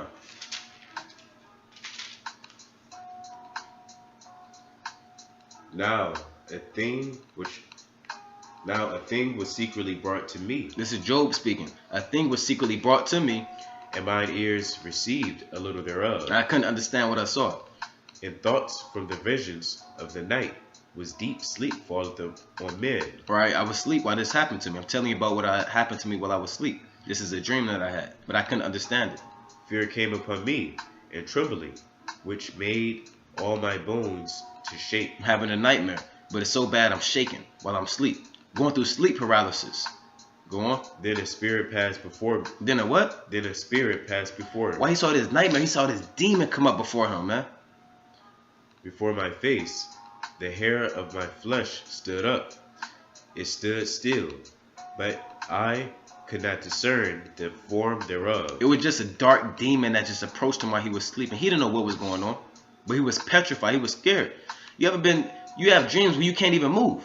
You know, you're trying to speak something and you can't speak. You ever had a dream like that where you try to get the words out your mouth but you can't even speak? You so scared. That happened to me plenty of times. That's a demon messing with you, man. And the only way to get them demons off you is to call on the name of the Lord. Right. But Job is giving you an account of what happened to him. An angel came up before him and scared him. And the demon actually told him something. Go on.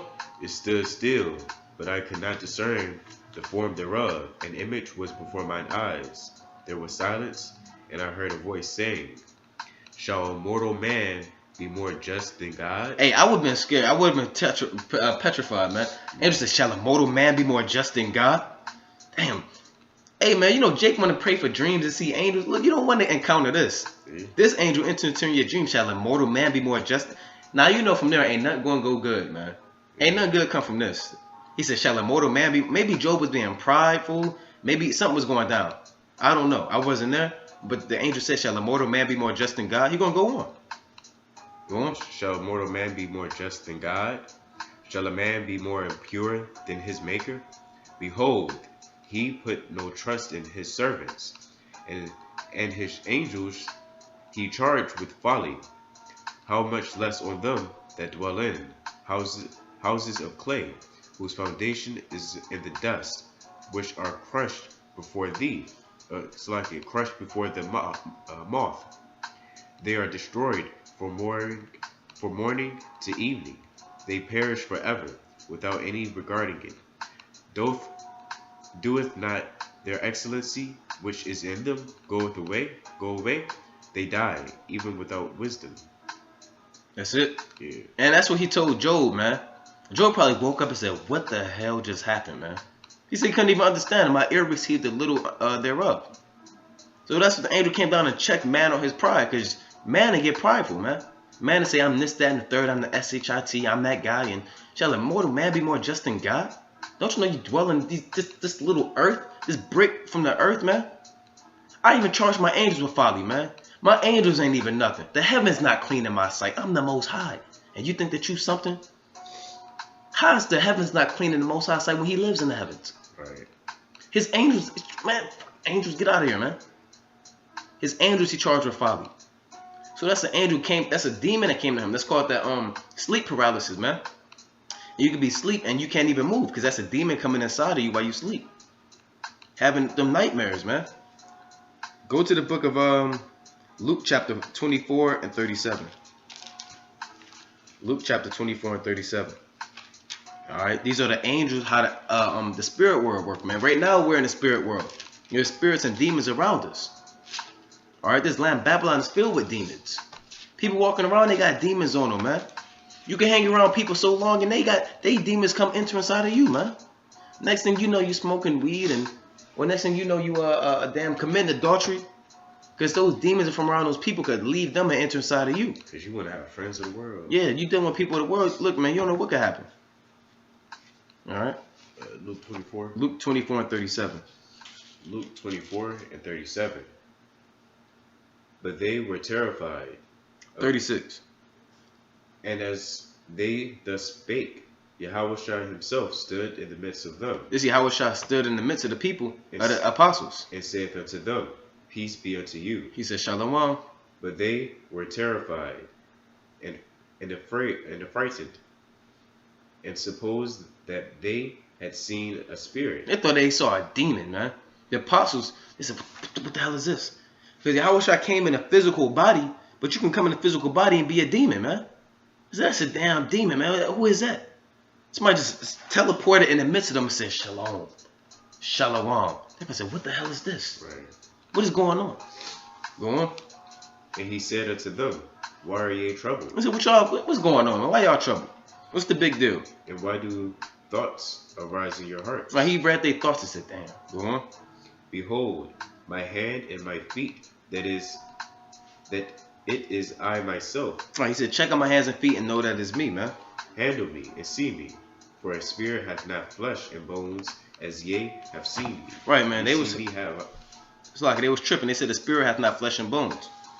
I don't know how an angel could come down and have sex with a person. That's a cut on that. That's so dumb. Yeah. And go to Isaiah 63 and 17. I'm going to get one more. Alright, then we have to do a mini part 2. Isaiah chapter 63 and 17. Alright? Because them angels, man, they can't come down and have sex with men. They obey a woman, they obey the commandments of the Most High. Alright, they have to. Isaiah chapter 63 verse 17. O Lord, why hast thou made us to err from thy ways? So the Lord put a demon on Israel. Every Israelite has a demon on them, and we're blocked away from the tree of life. And hardened our heart. He's hardened our heart so we can't be perfect. We can't get to the kingdom. From thy fear, return for thy servant's sake, the tribe of thine inheritance. Right, so the Most High has a certain spirit on the whole nation of Israel to harden their mind to stray away from the truth. That's why Jake can't get right, man. There's a spiritual demon on Israel, and there's a cherubim, and you got to deal with Esau. So Jake, you don't know what's going on. Jake don't understand how spiritual this is. All right, let me check and see. Go to Job 34 and 14. All right, Job 34 and 14. Job chapter 34 verse 14. Right, so that's why Israel, they try to strive for perfection. That's why we just have to rehearse the righteous acts and try to pray for mercy and grace, man. If he set his heart upon man, if the Most High put his mind upon man, he started considering man. if he gather unto himself his spirit, If he said, I want my spirit back from everything, and his breath, all flesh shall perish together, and all man shall return again into dust. So if the Lord one day said, I want my spirit back, every man is just going to disintegrate.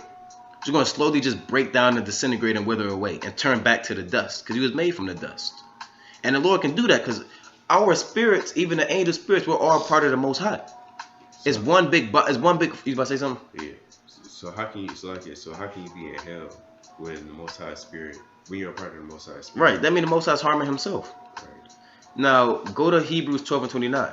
Actually, go to Proverbs 20 and 27, because we're all connected to the Most High. That's why even Gadites, they'll say, well, we're all part of the Great Spirit. Or animals, they'll kill an animal and say the animal is going up to the Great Spirit, because they all knew that they were all part of the Great Spirit, which is Yahweh. All right. Proverbs chapter 20 and 27. Right. Mercy and truth preserve the king, and his throne is up. 27 and 20, Salakia. Proverbs chapter 27 and verse 20. Proverbs chapter 27, verse 20. Because man has a spirit inside of him. And you know, man encounters demons and certain spirits and they get scared, man. You a spirit too. You know, you got a spirit inside of you, man. That's why man was able to cast out demons. Because your spirit could be stronger than the demon. Sometimes your spirit not stronger than the demon, that demon gets you. All right, but you got to put it to the test. You got to fast and pray to magnify your spirit to be able to cast out these demons. All right, that's why when you sleep and these demons come upon you, you don't die or nothing like that. Because you got that spirit inside of you that just push it off. Proverbs chapter 27, verse 20. Hell and destruction are never full, so the eyes of man. Let me see, that's not what I want. Proverbs said 20 and 27, that's not it? Yeah, I don't know what you read last time. 20 and 27. 20 and 27. The spirit of man is the candle of the Lord, searching all the inward parts of the belly. Right, so the spirit of man is like fire, man, like a candle of the Lord, and it enlightens your body. That's why man has a you have that pure fire inside of you. Every mortal man, whether you're Edomite, Moabite, Hamite, Israelite, every man has a standard body temperature of like 98.6 degrees. Because that's a standard spirit of fire inside of you, man. That's just enough to keep you healthy. If it's too hot, if you go 1 degree up, you get sick, man. If you go 1 degree low, you can start getting sick. So the Most High had every mortal man with that standard temperature. And Jake, you know, sometimes you can spontaneous combust. That's the Most High could turn your spirit up. It's like you turn the oven up, turn your spirit up, and you just explode. You could be walking down the street, and you're like, well, where's that smoke coming from? You patting out the fire, and what is that? That's you. The Most High turn up your spirit, you just explode. People spontaneously combust all the time. I think they said it happens 7 times out the year. People spontaneously combust, just explode. Because the Most High turn your spirit up, and you just explode, man. Right. Talk about being a hothead. Yeah, hothead, man. Talking about you a hot boy. Go to the book of Psalms 18 and 28. So the spirit of a man is like a candle of the Lord. The angels are pure fire. We read that in Psalms 104 and 4. Your spirit is pure fire. And the Most High tell you in Hebrews 12 and 29 that he's a consuming fire. So we're all part of his spirit. We're all part of that fire. Psalms 18 and 28. And 28. For thou wilt light my candle. Thou wilt light my candle. The Lord my God will enlighten my darkness. Right, so that's that candle inside of you that gives you understanding. If he lighten your candle, he increases your wisdom, your knowledge, and your understanding to have you be out of that gross darkness. That's that spirit inside of you. He'll turn up that spirit to be able to understand the truth. Now from there, go to the book of John. No, actually, we're gonna close out. We're gonna actually go to Mark 9 and 25. After this, we're gonna close out. I done said it 3 times, but this is the last one. Mark chapter 12 and 9 and 25. Mark chapter 9 verse 25. About the spirits again. When Yahushua saw that the people came rushing, or Salakia, running together, he rebuked the foul spirits. Right, this man had a foul spirit. He couldn't speak or hear. He had a deaf and a dumb spirit. Because certain sicknesses, there's demons come inside of you, man. Go on. Saying unto him, thou dumb and deaf spirit. That's a dumb and deaf spirit. So if you blind, that's a spirit. That's a blind spirit on you. If you can't hear, that's a spirit on you. The Most High made a spirit up there in the heavens and programmed the spirit to be blind. So when it was put on the earth, you were born blind.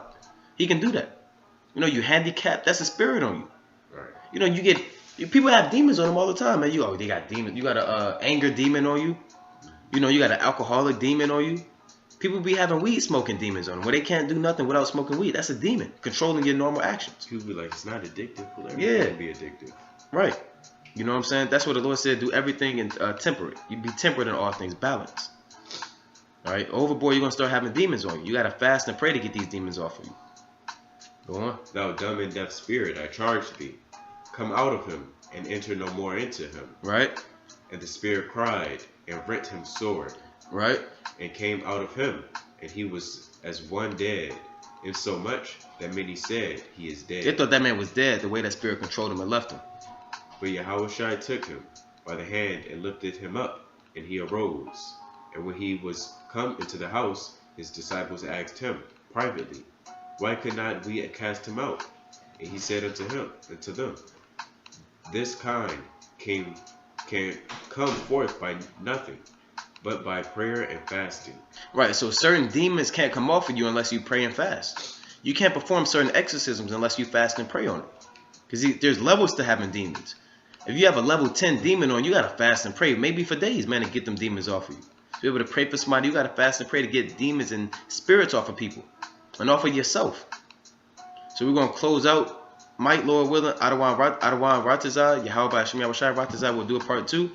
Brother Naquam coming back at you with these precepts and another breakdown on spirits and angels and principalities.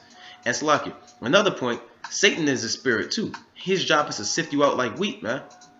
So whenever you're encountering people, know that could be Satan using them to pull you away from the truth. It could be a significant other, a wife or a husband. It could be a close friend, a relative. It could be a damn device or something that you, like he was going to be addicted to. Satan's job is to sift you out like wheat. And your job is to recognize and say, oh, that could be Satan trying to pull me out the truth. Right.